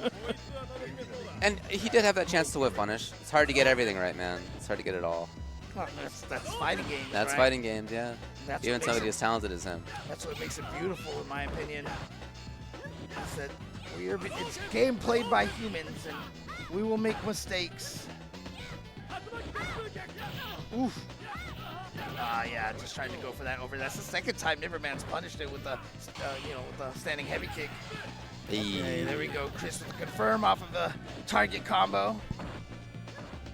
Is this the first game that Ken had that target combo? First series, I should say. It's such a staple of his now. Here we go. What's the... Okay, just goes for the damage.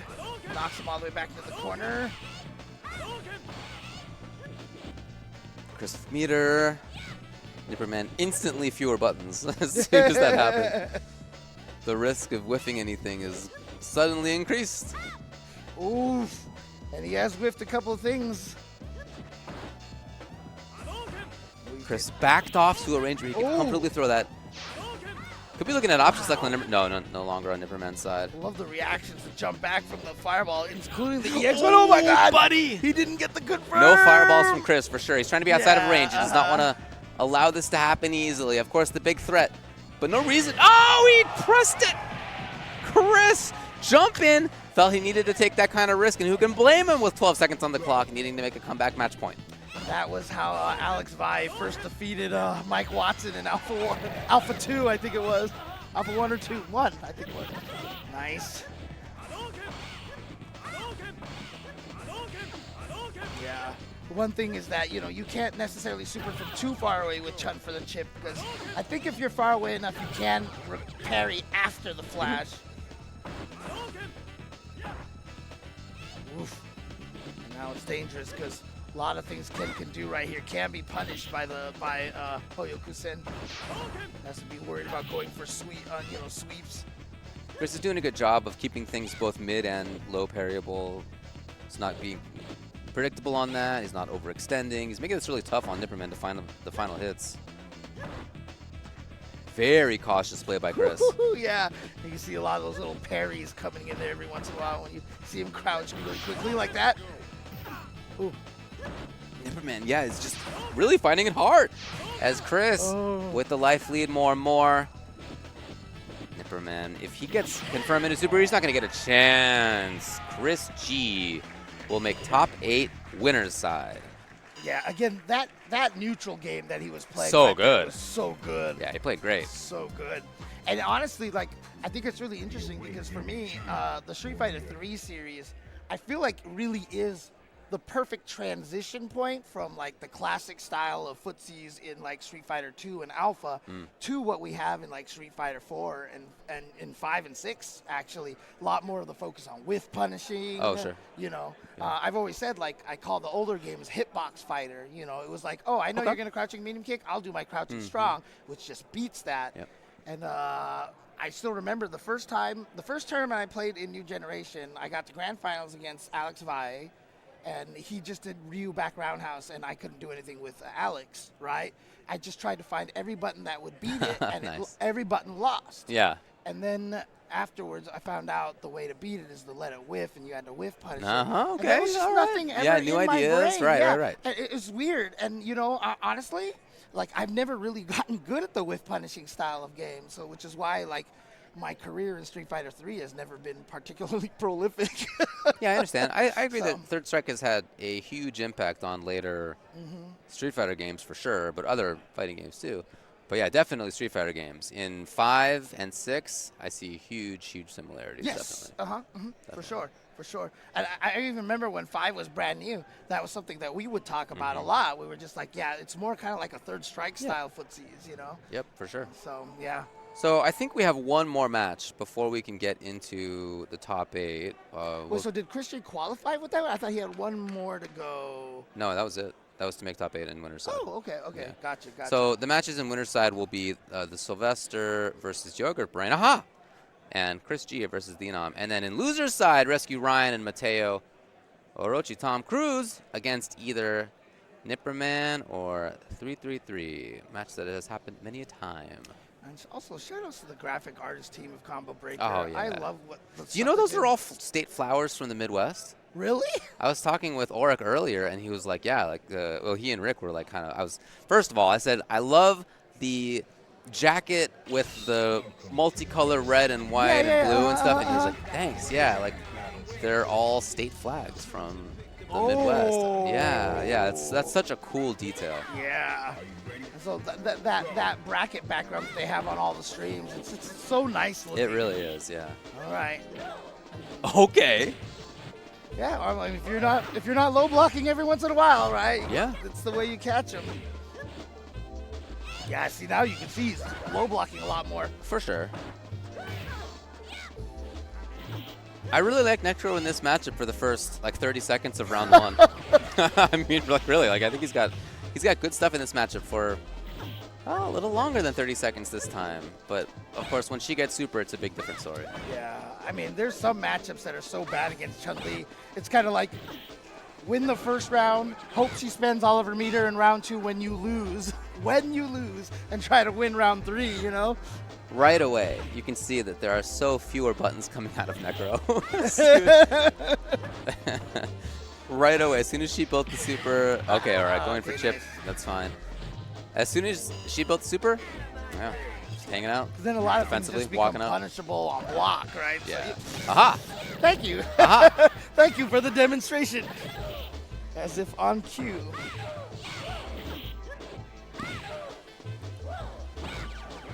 Super again. Ready to go. Nipperman playing really strong in that Footsie's range, looking for confirm on roundhouse. God, He no really needs life, anything. Yeah, it's so tough. It's so tough. But yeah, I mean, we talked about this in Super Turbo, how there's matches that are, you know, before Super, Yeah, after man. Super. And this one, just like that. And the hardest thing about it is that Chun-Li can build 2 of them. And so now, she hits you with one of them, and we're not back to the without Super game. She still has that Super. Oh, not another hit confirmed there. Yeah, and now you're so scared that the carrot throw becomes a problem. Oh no, it wasn't super. A couple of chances on hitting from super. Couple of moments in there that could have been different stories. Nipperman still hunting for the final hits. He sneaks in with the drill, gets some drill pressure, backs off again a little bit, trying to find his moment to get in. Nipperman doesn't really need to be too aggressive here. No, that huge range between them, that like half screen. Yep. Yes, that's the danger zone, man. Yeah. Like, you don't want to be there. As almost anybody, almost any character. Like that is Versus Chun? uncomfortable. Yeah, versus Yeah, Chun. Yeah, like, yep. who wants to be there? Again, fighting games are all about that distance, right? The danger zone. Move into the advantageous decision. I always call it like a heat index. Ooh, okay, here we go. There's a huge opportunity here. Which side? That was the question. Oh, Yeah, but smart. Spinning bird kick, flash kick move, hits both sides, doesn't care, not gonna lose charge. But yeah, I often talk about that. Like once you start realizing the advantages of distances and really play a game with distances, especially for like emotional players, when you get into the danger zones, you can feel warmer. Like there's that heat index. That's why I call it that, you know. And you move into certain ranges and you feel a little calmer. It's a really important part of fighting games.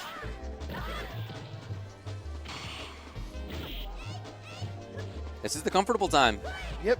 See, Necro can press a lot of buttons. Throwing out standing fierces, crouching medium kicks. Yep. Yep. And comfort time is over. Oh, nice! Catch him with a surprise. Electricity into the snake.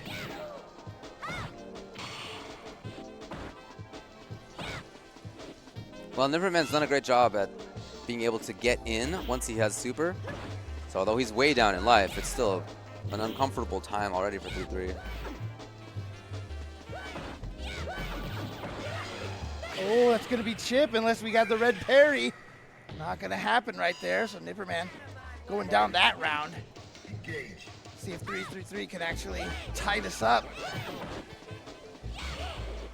Oh, wanted the jump cancel into super, but nope, not quite there.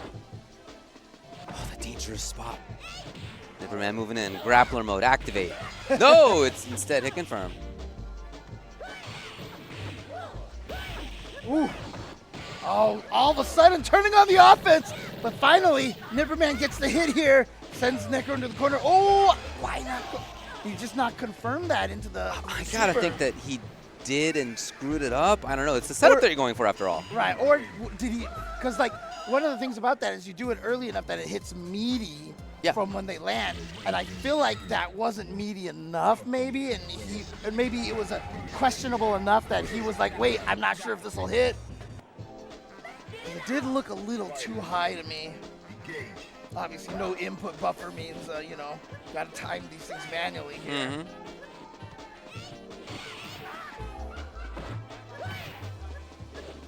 Playing a distance game, Necro big normals, and with his super already, yeah, I'm happy to see him go in, try some hit confirms before Chen can really fight back dangerously. No. Just missed. So gets top. Oh no! The classic. There it is. Yeah, we saw Corey Bell never really get that going. Good throw, and now back in the corner. Oh, missed the throw. Might have actually been too close up. Might have triggered the close medium kick. Bam. Ooh, okay. Gets out of there with a bird kick, but she's got a full bar again. Oh no, where's the super? Oh, that was it right there for Nipperman. Now there's a chance for 3-3 to steal this one. A chance, but that's a fortress that you're approaching over there on the other side. She's got buzzsaws for limbs. Oh, jeez. Okay. Really trying to be above or behind. Oh, okay. Wow, it's not enough. What's gonna happen here? Regular? Really? What a genius. No chip. No way. What a read. Yo, regular is genius. But Wow. It didn't kill. So 3-3 is going to get the jump. He's going to get the Necro Sniper. No, that's not the Necro Sniper. That's on the way down. That's not a sniper. Match point. I just want every excuse to say Necro Sniper. Nice. Held on to it for a long time. Hoping to have seen a standing button, but really smart play by Nipperman. Go low. And now corner pressure. Corner pressure. Or not. Not for long. Oh, okay. Yes. Now we'd have to call that the shimmy. Super. Yes. It's a risk to have taken. But, you know, in a way, it's like you take that risk, but you got that super out of the next round. You know. In a way, so. A lot of it's going to be maybe 10, 15 seconds until she's got it again. Better than what you got to deal with Yun, right? So, actually, that's debatable, honestly. It is. Nipperman looking for confirms, of course. Yeah. And threatening into that left corner. Yeah, I was talking about, you know, Necro being squirrely and like hard. It's really that drill. That drill is like it hits at weird angles and like you try to counter it. It just doesn't seem to. It's so hard to hit. Oh man, caged on the left side. Nipperman's here. Looking for stuff. confirms. Ooh, Okay, roundhouse. Didn't go into the electric snake like Okay. that afterwards. I love that. Basically using that as a low crush. Stand strong, hoping to have seen standing buttons from Nipperman, but that just didn't come. Oh. And with this slow approach, match point on both sides, hoping to maybe get over something. Oh, so close. The scary part is that Nipperman has that full 2 stocks right here. Ooh. Oh! All that time spent scheming on the forward approach. And it was still Nipperman who got it. Super close match between these two. Awesome to see again. And Nipperman, as he often has, makes it deep into another tournament. Top 8, like loser you said, side. I mean, with these retro communities here, these players have been playing for so long. These guys know each other so well. And yeah, I mean, it's hard not to become just like a really tight-knit group. For sure. You know, when you've seen these guys and you guys love the same game and promoting the same game. It's just, like I said, fighting games don't get old, man. Nope. Like, you can play them forever. Planning to do that. Yep. Well, we are going to be going to the top 8 for this game. So we have the top 8 right now. If I'm not mistaken, we've got Sylvester going up against Yogurt Brain. Sylvester, who hasn't had to play yet today. Chris G going against the Nam. Rescue Ryan going up against Tail. And now Orochi Tom Cruise going up against Nipperman. Nipperman, that's what it was, yes. There you go. So we're going to take a break, as we said. Stick around. Top 8 is going to be in just a little bit. No coasts, no kings, only champions. More combo breaker after this. New Chipotle Honey Chicken brings a hint of pure honey and seared smoked peppers with fresh chicken hot off the grill. For Chipotle heat with a touch of sweet and a perfectly balanced sauce. Chipotle Honey Chicken takes heat and sweet to a whole new level. Join us for EVO in Las Vegas this August and use the code CB25 to get $25 off your ticket this week.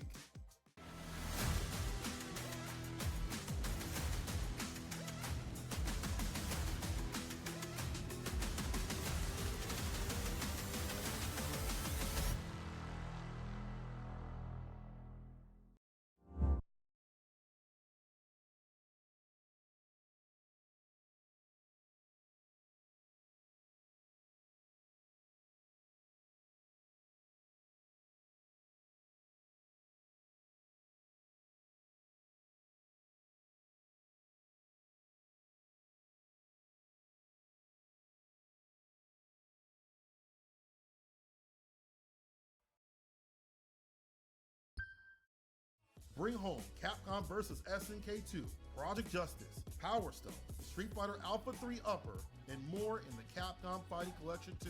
Available now. Discover Tenno's newest drops releasing for the first time during Combo Breaker alongside many of your returning favorites at merch.10-o.gg.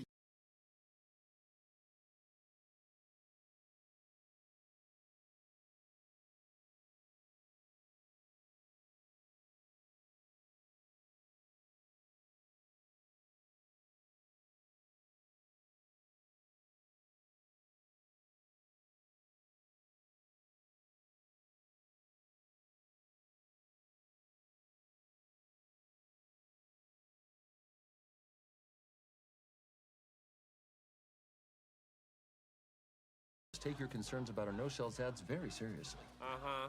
Then what's that? Is that how people eat those?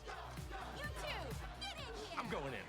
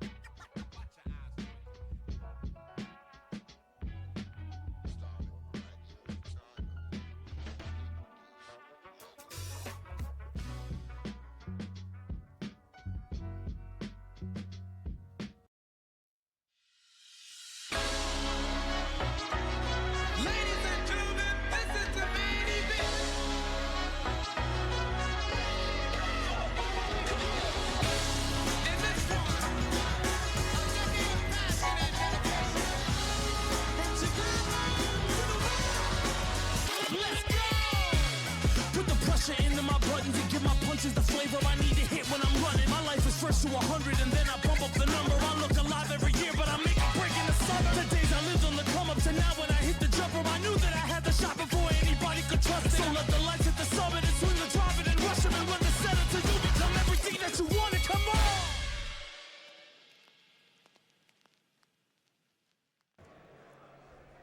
Good afternoon, Third Strike fans, both here in Chicagoland and all around the world, and welcome to your top 8 finals for Street Fighter 3 Third Strike here at Combo Breaker 2025. It's so glad to have you all with us. I am 4C Joe, joined alongside Humbag. We're going to be taking you through the action as we wrap up yet another monumental tournament here at Combo Breaker. Yep, we are just coming down to the wire here. Top 8 for Street Fighter 3 Third Strike here at Combo Breaker 2025 over here at the Schaumburg Convention Center.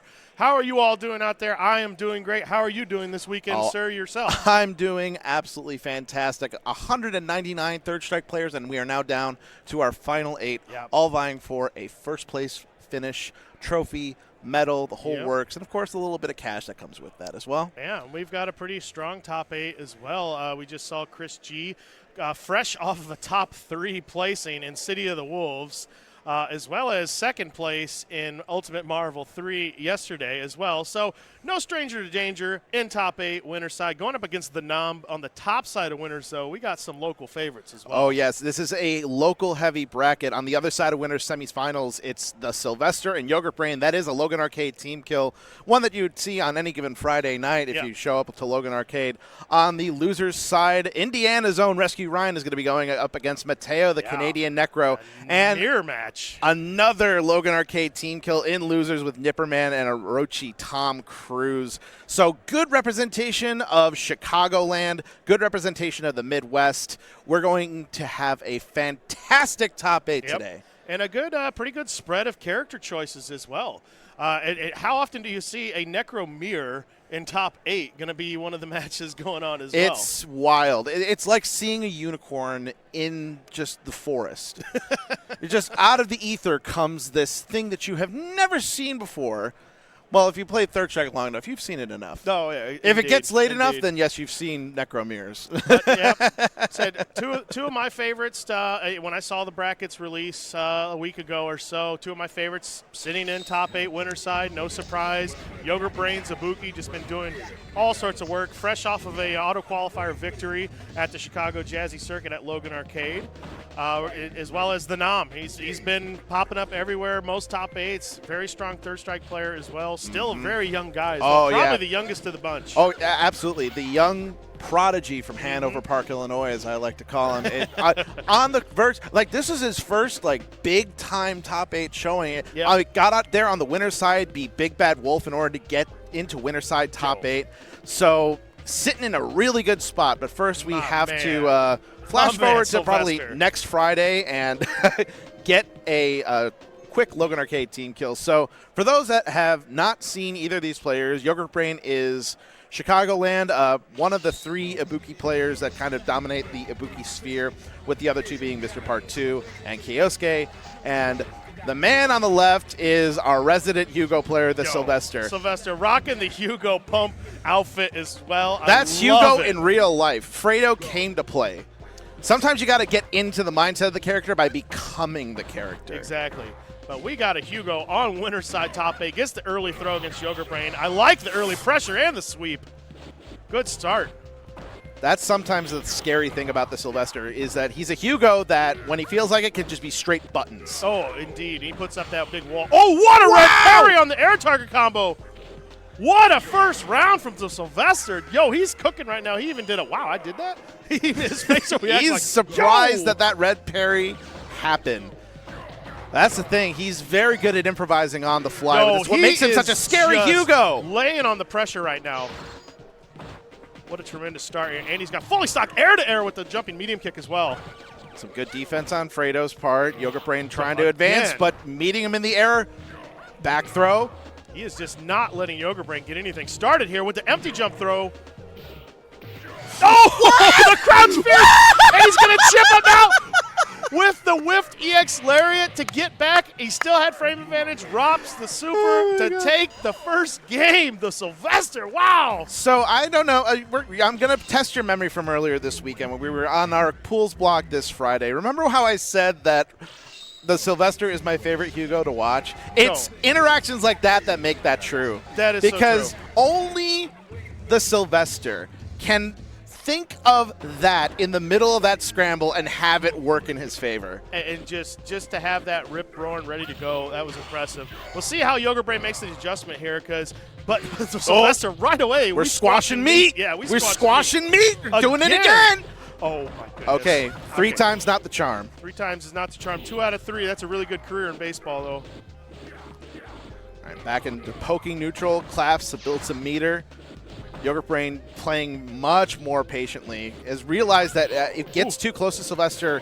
He's really not afraid to press those buttons and just is failing the scramble situation. So it's best just to hang back on your neutral and do what Ibuki does best. Utilize that walk speed, utilize those pokes, and just death by 1,000 cuts. You don't have to really approach as long as you don't aren't at a life deficit. He almost had the 2 parry. Oh, what a cross up. Out of there. Still a life lead on Sylvester's side here, yet he is kind of really trying to stick to Yoga Brain, trying not to let him just build meter for free. And just max range at these buttons. Yo! Whoa! I could have swore Hammer Frenzy was going to be behind that. This is probably going to chip out. He goes for the parry, but does not get it. Yeah, Yoga Brain gets his first round. That's all you really could do in a situation like that. I mean, at chip range, you just have to parry it and hope that you're consistent enough with tapping forward enough times to where you get through all of it. And, of course, Ibuki can also vary it. Caught him jumping, so not a full connect. Oh, he held it just to see if Yoga Brain would maybe bite or try to jump out. But all that meter now gone, but he gets the big jump in, but whiffed because it hit. I'm pretty sure if he actually decided to go with Meat Squasher there, it would have connected instead. Probably would have, yeah. Slowing things down here. This is what Yoga Brain wants. Oh, wow! The Sylvester's been doing that to try to catch Yoga Brain jumping back. That jumping heavy kick wall has been working right now. Really has not let Yoga Brain really get a consistent offense going. Even that jump jab having such a huge range on it. Yep. And just sticking out the buttons just in case that Yoga Brain feels like he has a safe opportunity to approach. Yo, I like the attempt. Another great jump. That's going to hit at least once. Oh, no one interrupted with the EX Kunai. Target combo knockdown. This is huge. He's going to go for the chip kill, and it's going to get it. And that was a really tough parry because of the angle of the kunai. They didn't hit quite exactly on the frame when he woke up. But Yogurt Brain looks very calm and collected. Really just kind of got his rhythm going again. Started playing that pesky kind of hit and run style. And like I said, Sylvester's been really trying to press the momentum, and Yogurt Brain finally was able to cool it down just enough. Yeah, he's realizing that in the air he's losing the game, so he had to bring everything back to the ground and go off of what Ibuki's really strong with this matchup. Utilizing that walk speed. Making sure that you're at max range so that you're safe from Hugo's pokes. And also avoiding these meat squashers. Fredo is really trying, but the Sylvester is just constantly not getting these command grabs anymore. And he's using the meat squasher from a range where Yogurt Brain really hasn't been able to punish it even after the jump away. I'd like to see maybe interrupting with a normal, but it hit! Got it! I think Yogurt Brain inputted a throw. Sweep, keeping it safe. Another huge medium kick. Meter almost built back up for another. Oh, the jump over into the EX Kazakiri. Gets the link combo on the way down, too. Swap sides, good screen positioning, but now the Sylvester has it back! He lets it super! And it's going to kill! Oh, my goodness. He sees a gap, he just takes it! That's why I love watching the Sylvester's Hugo! Yo, the whiff lariat into either at 720 or Hammer Frenzy, I don't know why it always works, but it does sometimes. Oh, cross up. It's got the corner now. Joe, the air-to-air. Sylvester's playing really on point right now. Again, anytime that Yogurt Brain tries to challenge the Sylvester in the air, he's been constantly losing. It's on impetus of Yogurt Brain to bring it back to the ground game and slow it down as best he can. Yo, again, there's that jump medium kick again. That air-to-air has been really good. Whoa, what a cross jump this time. This is tough for Yogurt Brain. He's going to have to fight back for a huge life deficit. That's safe pressure. Yogurt Brain has the corner now, but backing up a little bit too much. The Sylvester has a little wiggle room. Sylvester's just a poke away from not getting into winners finals here. Trying to be as passive as possible. Yeah, Sylvester does not need to really press any advantage. He's got such a huge life lead. That's like 4 or 5 hits from Ibuki. It's the intimidation factor, too. It's allowing Hugo to walk forward a little bit, just only a minuscule amount of chip damage. And now you got to build back all that meter that you spent. Okay, I like the clap. He's getting the claps going. Every single clap is just another chip away. And now look at the time, 15 seconds on the clock. Such a huge light disparity. Yogurt Brain has to take some serious risks if he wants to get it close. This is going to take a miraculous comeback here. 5 seconds on the clock. Yeah, he can just down back, take every throw. And there's not going to be enough damage. That's going to be it. Into winners finals. The Sylvester with a pretty monumental upset, if I might not say, honestly. But Fredo playing out of his mind right now. So we have a Logan Arcade representative in winners finals, and it is the Sylvester. Goh. A Hugo in winners finals. You love to see it. Oh, his hands are shaking. He is ecstatic. He is out of breath. Hey, you gotta keep that energy up. Look at those gains. That is the way to do it. Flexing those guns, man. Those guns going there. Seeing that Hugo gets you hyped sometimes, but congrats to Sylvester. He is going to be sitting in winners finals. That's impressive. That is very impressive, especially that is not an easy match for Hugo. Ibuki can really kind of shut him down in the air, but he was ready with all the air-to-airs. He was tagging Yogurt Brain out of the air consistently. Which is really crazy because normally Ibuki has such a good control over airspace in every single matchup that she has, with save for a couple of the Shotos and a couple of other characters that are good at anti-air and smacking out of the air. What Fredo was doing was just preemptively placing buttons. I mean, they play each other so much. Oh, yeah, there's a lot of hits. The Sylvester knew exactly where to place those hits, was preemptive about it, was just really in Yogurt Brain's head, was constantly meeting him at every single aspect in the air. And I love matches like that where you can tell it's two people that have played each other a lot.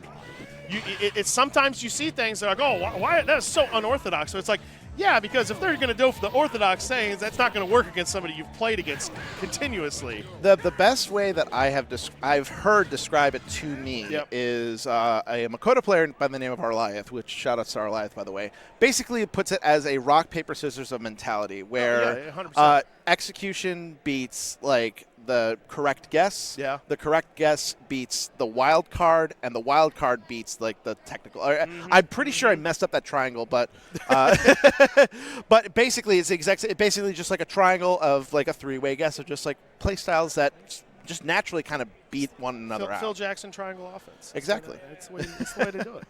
Hey, we're in Chicago. We rocking that. We rocking that offense style, But good stuff once again. I think we're going to have our next winners semis match, which is going to be Chris G against the Nam, and I'm anticipating a Ken Mir potentially, or maybe Chris G goes maybe a little different with like a Yang pick.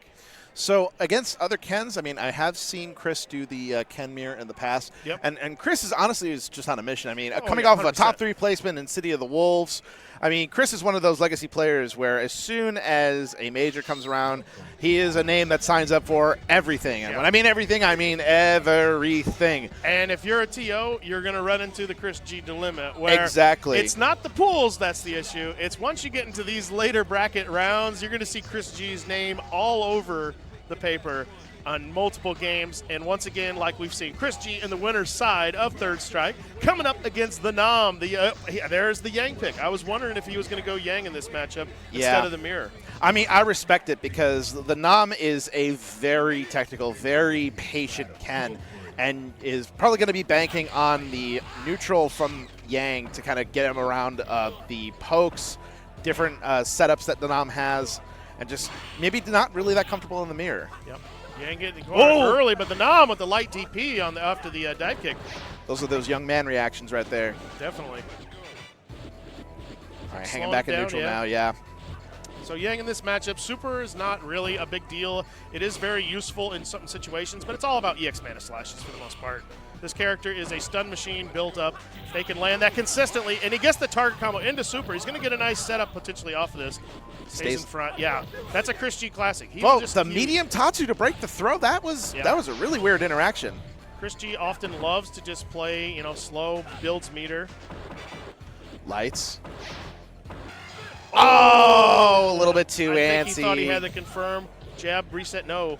Misses it, but the Dom having a little bit of extra life now. Oh, that parry. Oh, what the grab didn't connect. Short, nothing. No tick throw. He's got great screen positioning. He can just plan himself. Uses the EX Fireball to cover his approach. These are the situations where I feel Chris G often excels at. These late game, low life situations. We saw it a lot the other day in round 2 pools, coming back from huge deficits when needed as well. 10 seconds on the clock. Somebody's got to pull the trigger. Oh my God, it's almost down. The wake up super. That is so unfortunate for the Nom. He got the EX Tatsu to hit, but it was just a smidge out of range to get the follow up. If it was just one more hit of that EX Tatsu, that would have been the first round of the Nom. Oh, that must feel so bad. Those are the rounds that can kind of stick with you for a while. Let's see how the momentum shifts in Chris G's favor. But the Nom pressing the advantage early, but he jumps right into the corner. Right into the corner. This is bad. Now Chris has got a really good screen positioning. Great jump back in and the target combo. Great confirm. Chris G going to build some meter. Go just, low medium punch. Yeah, the Nom trying to ease out what kind of option that Chris is going to be doing on Wake Up. Not committing to the side switch shenanigans that Ken likes to do on that hard knockdown. Fireball out of nowhere. I like it, though. Both have hit it. Nice. Oh, great parry. Yep. Reset in the corner. Great blocks. Once again, Chris G, feel like no matter how much life is on his bar, he is a threat. Oh, double dash forward. Oh, I like the stagger, but the jump back roundhouse. Good stuff from the Nom. Getting on the board here, tying it up 1 round apiece here in this first game. This has been a drawn-out first game already. Good Gets throw. the back throw. So much screen. You get 1 back throw from Ken. You're in the corner. Ooh, got the light up and up low. Medium, yes. It had enough meter to burn on the EX Mana slashes. Yeah, I like the delay on it as well when he did that. And just kind of keeping the screen position, keeping the Nom in the same kind of square of the screen. Doesn't want to approach the corner too much. Yep, cuts the target combo short. The first 2 hits, but this time he lets it rip. I think he was maybe trying to bait a parry attempt. Probably the stagger. There's the command throw. EX Mana slashes. Got the corner. Good block on the overhead. Yep, Here comes the Nom. Could have super punished. Short jab. Short. All right, here we go from the Nom. It's going to be high-low. Nice block from Chris. And the jump roundhouse again, showing that it works. Chris G, game 1. Probably wanted dash up DP. Saw that the neutral jump was happening every time that the Nom was dashing up into the corner. Yep. Trying for maybe the strike throw mix-up, but just could not get the light DP to come out in time. Falls down with that jumping roundhouse. So 1 game down. This is a pretty and this is the thing in these winter semifinal sets where it's 2 out of 3. Like every single game has so much weight to it whenever you win it. Tagging almost back. Oh, does not get the jump in. That time just goes right into the. Oh my gosh, the command throw keeps him in the corner. Gets out though. Neutral throw. Yeah, high dive kick and get the throw after. Oh, interrupts the medium kick. Stays in front, but he doesn't get the link. It pushed too far back. Sweep. Great neutral jump. Yeah, I like the jump light kick anti-air. Oh, probably wanted the dash up DP again, but it didn't work. Gets caught low with the crouch medium EX Mana slashes. Chris G on match point, potentially to lock himself up in the winners finals. Nice throw. Neutral throw. Great throw tech. Pushed into the corner here. Nice parry into the standing medium kick with the reset into the cross up after the teleport dash. That teleport dash was so crazy to put himself back into the corner for that mix up. The Nom being able to jump out of that command throw attempt was huge. He's basically reset the whole situation here. But Chris G using that far standing medium punch, really actually a really good normal from Yang in this. Really far reaching, but doesn't get a cancel. He's managing to walk out of the corner. Here's the pressure. That stagger. No dice. The good blocks, but opened up low. Yep, the delay. And the crows. Yes, that is a frame bait. He did that crouch medium punch is safe on block and was close enough to get the close fierce into the EX Mana slashes. Chris G, 2-0. I mean, you hate to see the young kid lose, but you know what? That was a really well fought match by Chris G. Still alive though. The Nom been knocked into the loser side of top 8, but winners finals is set. We're gonna have the Sylvester God himself, the Sylvester, coming up against Chris G. That is not the winners finals I had written down on my predicted bracket. Not but at hey, all. I am happy for it. But we're gonna be moving into the loser side bracket here coming up soon. And potentially our next match might be a Necro Mirror. Yes, so right now in the losers bracket, we have Rescue Ryan versus Mateo. That is our Necromere. Rescue Ryan, a stalwart Midwest name from Indiana, one of the top Necro players in the lower 48, going up against Mateo, another really high-level Necro main from Canada. And then, of course, the other side of that losers bracket is Nipperman versus Orochi Tom Cruise, our resident Chun versus one of two of our resident Akuma players. Yep. So that ought to be a really fantastic match. So this whole entire bracket, Hugo, Ibuki, Ken Yang, Chris, Ken, so two Kens. And then on loser side, two Necros. Two Necros. A Chun and an Akuma. Chun and Akuma. Hey, where's that top tier Yun character? Where's that top tier Makoto character? No Yun to be. Well, I mean, it's because I'm stuck working. Gotta love it. Hey, you probably would have had a really good run in this as well. Well, I mean, it's one of the things that I've learned about myself in the past couple of years, where it's like whenever I go to an event and I'm working at it, I can't play at the same time. You know what I mean? It's tough. It's tough. Doing both is definitely really hard. All right, so here we go. The duel of fates of the two Necros. On the left is Rescue Ryan. On the right is Mateo. And this is going to be very interesting. So I have no idea how, like, I have a vague idea of how the Necromere goes down. Yeah. But the intricacies is definitely something that I'm not completely keen on. So this is going to be very interesting to watch. I'm interested to see because both of them play a very solid, grounded Necro. I feel like Rescue Ryan's ability to use crouching medium kick and far fierce, he uses that a lot more often than Mateo usually. But Mateo's his single hit confirm ability is just off the charts. Nice, like that. Oh, just back medium punch over and over again. I feel like we're going to be seeing a lot of back medium punch into tornado hooks. It's one of Necro's really good buttons, so you definitely are going to see it a lot in this match. Yep. Pretty tough to even get the parry on the drill. It's pretty tough to even punish it half the time. And Necros always use that as a check to see if you're paying attention to neutral. Yep. There we go. Reversal. You might be seeing that a little bit as well. Stays on the same side. Pretty much even life lead here. Nice anti-air medium punch. Whoa. That fierce punch from downtown. I love it. I'm actually curious how well each of them can punish each other from one of those far normals off of a parry. I think you pretty much have to parry and then rip immediately into electric snake to get a pretty punish. much. I mean, from full screen, I believe that if you have meter, that is the ideal punish. Possibly a sweep, but Necro sweep a little on the slow side. But it does go far. It goes across the screen. Both sitting at that range. Yeah, that jumping heavy kick is really, really tricky normal at the time because of how slow it is. You have to hit it pretty high up in the air. Yeah, in combination with Necro's floaty jump, it's so hard to hit sometimes. Great confirm off the dash. Wow! Gets the knee bazooka link. Medium punch, medium punch, medium punch. Doesn't need it. Back, down, back, fierce. Mateo, what a round. Goodness. That was clean.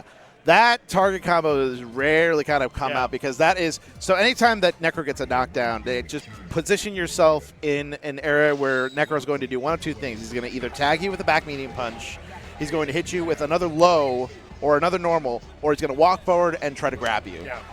In that set, he was a little bit out of position, so what Rescue Ryan was probably going to think is like, oh, the low is coming, but just didn't block in time, got the hit with the target combo, electric snake, round over, game over. See how Rescue Ryan adjusts here. But yeah, the single hook confirmed from Mateo off the dash really just kind of set that whole event into motion. Oh, whoa, what a juggle. Yep. There's the throw, reset. Necro's throw game in the corner is really scary because of that fake walk back. You can get a huge juggle combo off of it. About 80% stun, although Rescue Ryan's now starting to ice the kicker a little bit. Yo, the EX from downtown.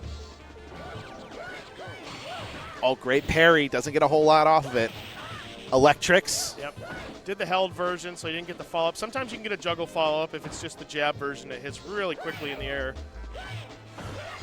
Oh, going to be a punish? No, too far. Didn't want to way risk too it. far away. It was too far. Just poking each other out, but Mateo has some great screen position right now. Oh, the side switch with the EX overhead. Didn't combo. A little bit too far. We've gone from corner to corner now. Oh, the electrics hit. There's the reset. Gets the overhead and parry. Great and Rescue parry. Ryan pulls it out. Good stuff, Rescue Ryan. Clutch parry. What great reactions to turn that situation around. There it is again, yeah, and you can stick out electricity when pretty much if Necro takes to the air, you can kind of throw it out and it'll beat most of his jump-ins. Yeah, it's a good option to discourage jumping from any character in the game, especially if you just hold it, because it's just so many hitboxes and it's active for so long. Yep. And just combined with Necro's huge floaty jump, it's also just really easy to just kind of react. And if you see him jumping, like, oh, I'll just throw out electric. Oh, wait, okay. Yep, jab. That's the way to beat that. Jab version recovered in time. Nice confirm off that. He's going to stick in front. Went low. Good blocks. No! Oh, the electric just barely missing. Yep. Manages to get it again. Nice Mateo still has the corner. Ooh, nice tag on that. Nice whip punish. Drill kicks. Oh, wow! Overhead. What are those? Rescue Ryan tying it up one game apiece. I like that turnaround from him. Very good 2 rounds. And that's the thing with Ryan's Necro. He has that X factor where he knows exactly what he needs to do in order to turn the situation around in his favor. Right now. He is focused. Oh, my God. Like, that was such a Hail Mary overhead, but because Mateo was just so focused on getting another knockdown to continue his pressure, it worked. It worked out. Like it. It's one of those moves that, like, on paper, you look at the frame data of it, you're like, why does anybody use this move? It's so slow, you know? It's unsafe, but hey, overhead's an overhead sometimes. Exactly, and if you can catch somebody out with it at the right moment, the right move in the wrong place can make all the difference in the world sometimes. Great anti-air. Rescue Ryan setting up a wall early, using that Far Fierce. Far Fierce back right at you. We trading handshakes from full screen. Whoa! Yep. Huge roundhouse. Oh, what a parry! Yep.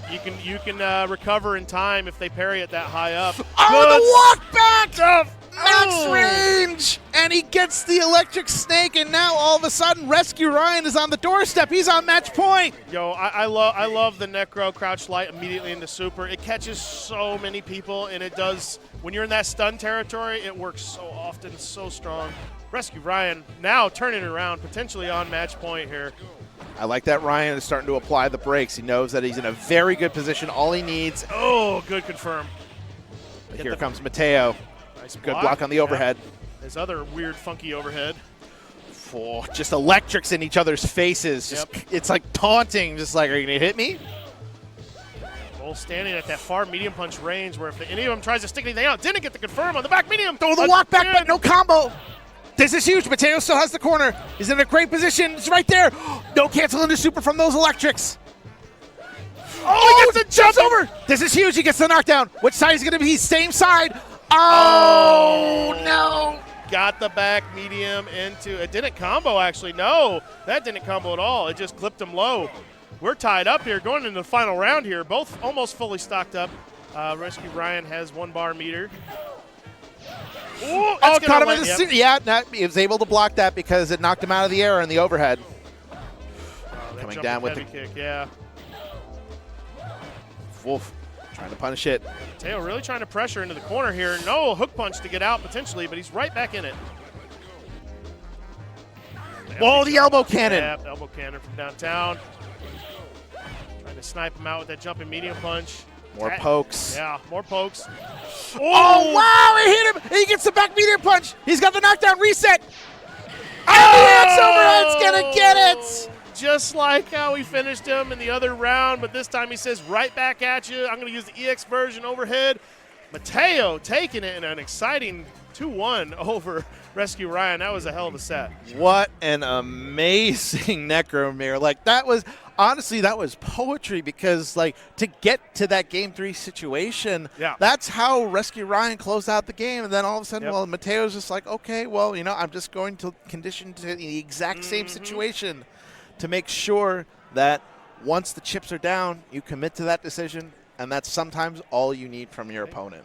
Sometimes that's the way it goes, but before we continue along, we're going to take a quick, short ad break, get a word from our sponsors, but we're going to be continuing along with more Top 8 of Third Strike in just a moment. You better get right and sit tight, because when we come back, more combo breaker action coming right at you. Don't go nowhere. This is the best Chipotle order. I would like a bowl. Triple wrap. Mild, medium, hot. Then dip it in here. Sour cream inside the vinaigrette. 2 tortillas. If you know, you know. Lettuce, cheese, guac. Yes. Oh, that is good.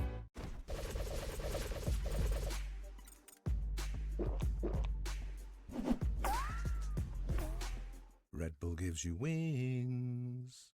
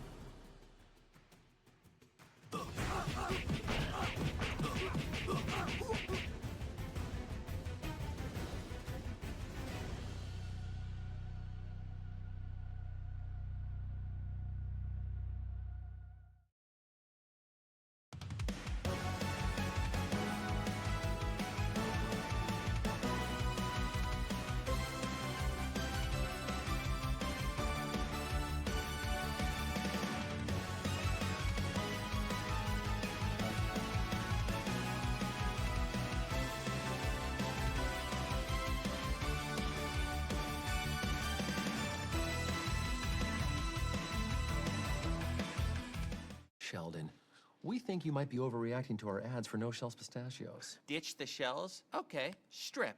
What? You ditch your shells. Okay, yeah, that's No, fine. guys, I take it back. You want the show? No. You got no the shell. show. We are back. Thank you for sticking around. Gotta have our word from our lovely sponsors. They're making this all happen. But we're coming right back. More Third Strike Top 8. I'm Humbag, joined here with 4C Joe. Once again, how are you doing this weekend, man? I'm doing fantastic, Humbag. It's been a good It's weekend been so another far. great combo breaker, one for the books, and now we are very deep into our Third Strike Top 8.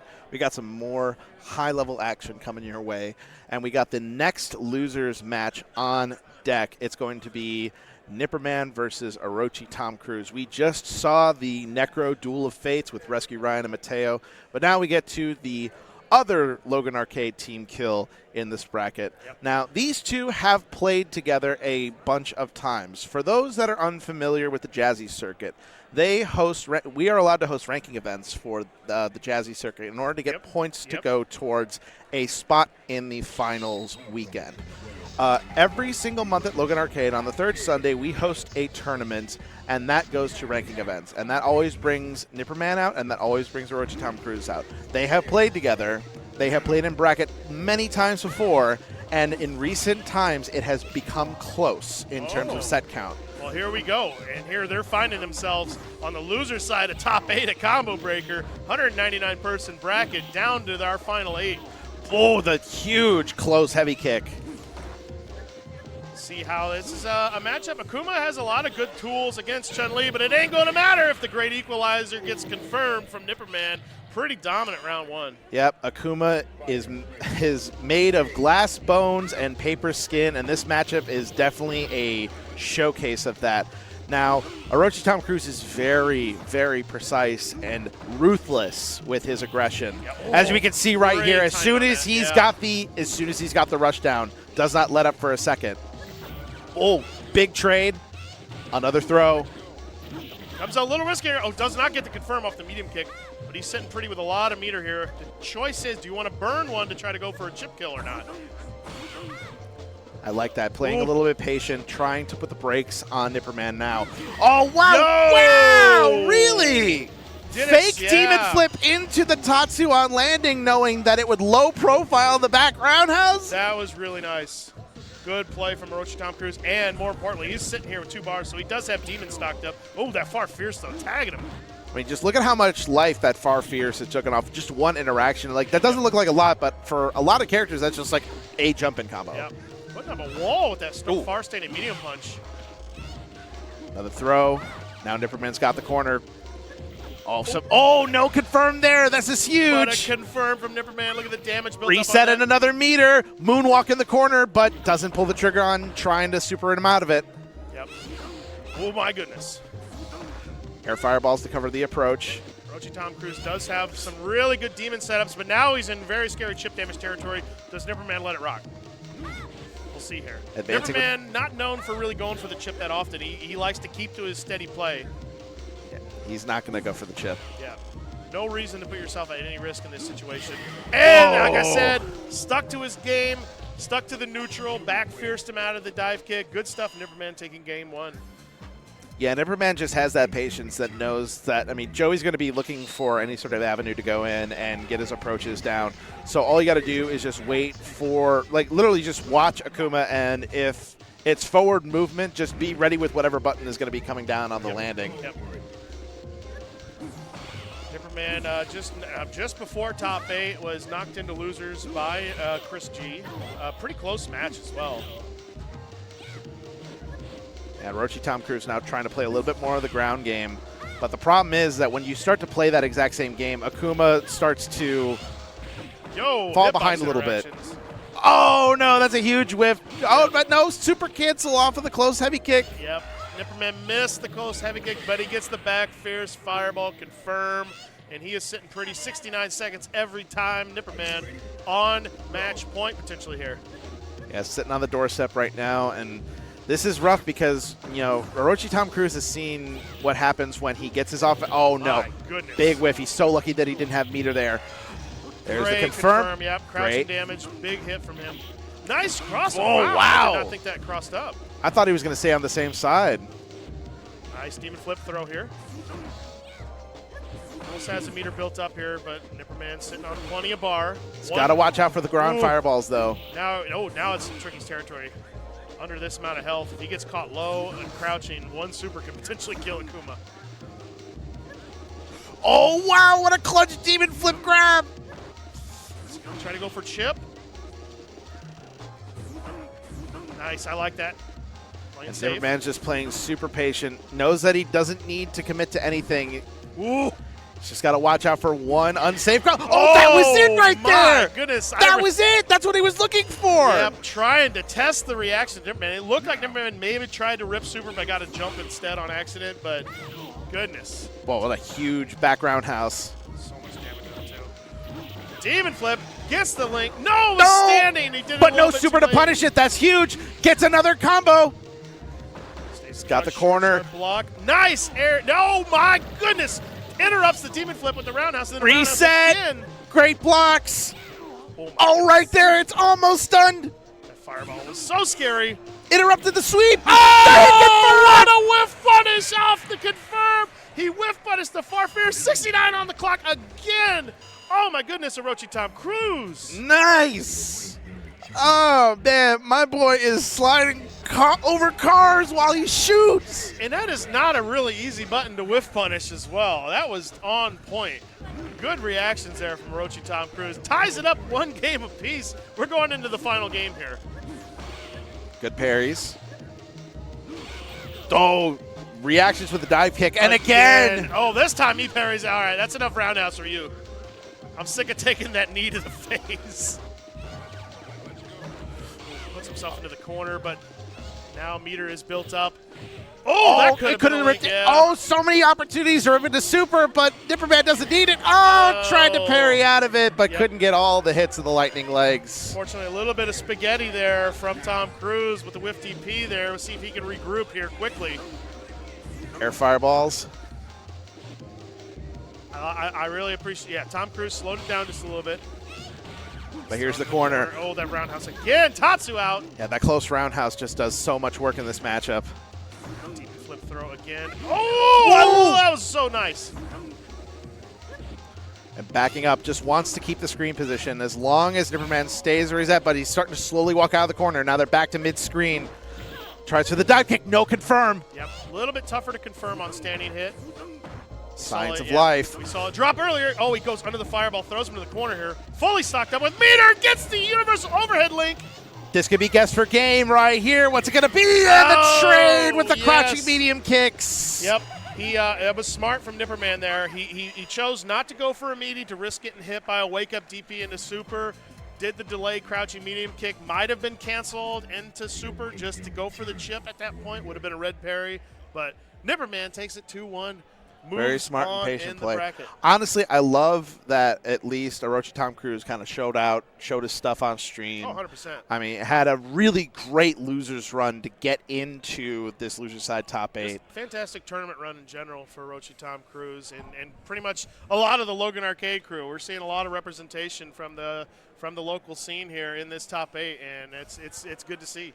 Yeah, I mean, it always. I mean, I'm biased because I'm there pretty much every single Friday, and all these people are my friends, and I love seeing my friends succeed, especially Orochi Tom Cruise, because it is all fair to I was actually the person that introduced Orochi Tom Cruise into the game. Oh, he was wow. my protege, Nice, and I taught. nice. I literally ever since he was fresh out of his undergrad in college.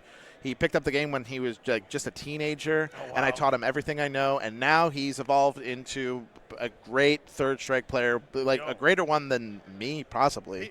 People have really got, you said, a lot of new players in the last under a decade or even sooner have picked up the game and really excelled at it. And Yeah, it's definitely part of the Fight K generation that's now picking up this. 100%. You're able to it's really a get beautiful some good thing to see. practice in, all the different versions with great rollback netcode that have come out as well. Oh, yeah. Like I said, there's so many different ways to play the game now and get stronger and better at it, even from just sitting at home, But hey, there's something different about coming to events like this and tournaments, hitting up your local scene. That's what keeps everything going as well. It's getting. Show up to your locals every once in a while and just to meet people. You never know who might become your next best friend or your next protege. Your locals are very, very important, so always try to support them as best you can. And if you want to start third strike at your own local, honestly, all it takes is just bringing a setup and just running the game. Yeah. People will naturally gravitate. Like a game like Third Strike, people naturally gravitate towards it. So if you want to start a scene in your area, just grab a PS, even if it's a PS4 with 30th Annie, just grab it, start running it. All right, we're going to have a doozy of a losers quarters match here. The Nam going with Yun. Interesting. I've heard he's been learning Yun and playing Yun more frequently. Going with the Yun pick against Necro. Oh, here we go. Yo, we doing the keeper jig. We doing the keeper jig. Whoa! I like it. The kid's nice with it. He's got those Steph Curry combos, man. Yeah, a lot of you have been seeing the Daipon loop with the heavy punch, but that's the even older version, the Keeper Jin loop. Love seeing it from the Nam right away. Gets the low forward into the dash punch. I'm about to say, how cool is it that a high school kid is doing old school Yun? The combo might be older than him at this point. I'm pretty sure the actual created combo is older than him. Oh, gets the dive kick with the Canadian. He's going to get to the corner. What is the ender going to be to finish? Keeps it simple with the dash punch. Wow, the Nam's Yun looking really sharp. Good to see. Mateo, though. Okay. Yeah, getting a little bit too antsy there. I like the fire, young man, but you gotta calm down sometimes. Okay, now it's time to actually bring it back into the match and start to play a little bit more patient now. Yep, no real punish on that, unfortunately. Almost got meter on deck for another Canadian. Oh, great dive kick, lands it in there. Keeps it simple with shoulders. Good Simple ender. Yes. Oh, doesn't get it. Sometimes that's a little tricky on Necro. Yeah, sometimes you have to Kara the dash punch with a stand light kick in order to get that to fully connect. I believe that Necro is one of those characters where you got to do it on it every single time you end that combo. Yep. So got meter for activation, but is going to wait for a save time to do it. Oh, got the far medium, but. Oh, great trade. Gonna land on it, but no punish. And that's huge, wasting a meter. He's got one more electric stick, but that's all you need. That was such a unique interaction. It looked like the Nam, after the parry, was going to continue to carry over as Mateo tried to go for the crouching light kick into target combo first. But, wow, good confirm off that. Here we go, activate. Oh, tried to parry his way out of it, but the Nam was ready. Doesn't get the full ender, but that's okay. That's a good chunk of damage and some advantage right now. A huge parry, command grab. Activate. No, he stays in front. He wants to activate off the 1, 2, 3. What's it going to be? Is there going to be a command throw in here? Overhead. Does not go for any command throws there. But the pressure, the dive kick pressure in his face. And the throw for the perfect. Oh, my goodness, the Nam. I just got one question for you, Humbag. Who? my goodness. Man, that pressure was just so offensive. And I love, honestly, the fact that he's committing to a play style where as soon as he's activating an agent, he's not really concerned about landing that command grab. Because, like, sure, you can incorporate that into your game, maybe get a little bit of extra damage, but he just wants to keep that pressure safe to make sure that you don't breathe, that you don't touch anything. Yep, definitely decided just to keep the corner, keep the pressure on. And like I said, with that huge of a life lead, was pretty much guaranteed to just continue the pressure and build on. Would have built up another gun agent shortly after if Mateo even tried to reversal out of that. Oh! Huge parry. Got a stun build up on this. 80% stuns, got to watch it. Good blocks. Oh, the sweep. Mateo's got the corner. Good patience. Oh, that dash punch was a little bit too greedy. A little overreach. Great parry again. Empty jump, but great throw tech. Oh, the stun. One hit's going to do it. And he gets the cancel anyway. Got the stun on the hit. Mateo with a dominant round here. Really slow dominant round, but really just shut down the Nam that round. Really good stuff. So huge meter disparity here. It's all going to be about how Nam gets his avenue in to get to the activation. That overhead, no dice. Just playing it patient. Gets the 1-2-3. Again, yeah, the dive kick's being blocked, and then the 1-2-3 afterwards. He's going to get the finisher. Going to keep it simple. Dash punch, yes. Good dive kick pressure, tick throw. Shorts. Short, nice blocks. Mateo trying to find his way out. Yep, went for it anyway. No punish on it. I like the patience that the Nam showed because that could have very easily triggered a response to be like, oh, dash punch reversal, that would work. No, not quite. Oh, what a parry on the up kicks, but no punish afterwards. Yep, I think he wanted to be. I think he wanted the EX hook punch or just normal hook punch. Uses the EX shoulder to get out of there. Now back at full screen. Air-to-air exchange. That was so huge. Here comes the dive kick pressure, but ready for it with a back throw. Oh, blocked, but doesn't get it. Yep, I think he wanted back medium punch, but was hitting the wrong direction. Sometimes the cross is under, and you're not sure what side you're on. Here we go, Ganagin pressure. Overhead. Overheads. Overhead More again. overheads goes with the low. And that is something. I mean, if you can block the overhead standing, Necro can punish that on block. But wow, the Nam was really spacing it and doing it at different times. And there's the medium confirm. Good stuff from Mateo. Tried for the empty jump command grab, but got met with a back medium punch instead. Good parry on the neutral jump, air to air. The Nam's got to watch it. Half stun. One interaction could be stunned on the electric stake. That's going to do it. Taunt to do extra damage. Isn't even going to need it. Just keeps it simple. Doesn't even go for a normal link after that. Just goes hook punch into hook punch. Mateo tying it up one round apiece. Goodness. An amazing comeback, just kept super composed, knew that at that final round, all he needed to do was get the Nam into an uncomfortable situation, maybe force a early activation or maybe an unsafe activation, but instead actually put the pressure on him enough to where he used meter, and it ended up not working out in his favor. He was able to capitalize that and bring it all the way back. Good start here, Mateo tagging him with that crutch medium kick. Full screen. Oh, the roundhouse already into the corner, but good parry on the jump in from the Nam. Canadian's built up. He's going to try to just cancel off the dive kick. No, he's trying to get pressure started, but he has not activated yet. He's showing big patience. Only activates on a 1-2-3. Yep. Overheads. Oh, but stays at the safest spot to pull out those lows. Oh, the back medium again. Mateo is so on point with that. Gets the tricky drill kick into the throw. Trying to snipe him out with that jump back medium.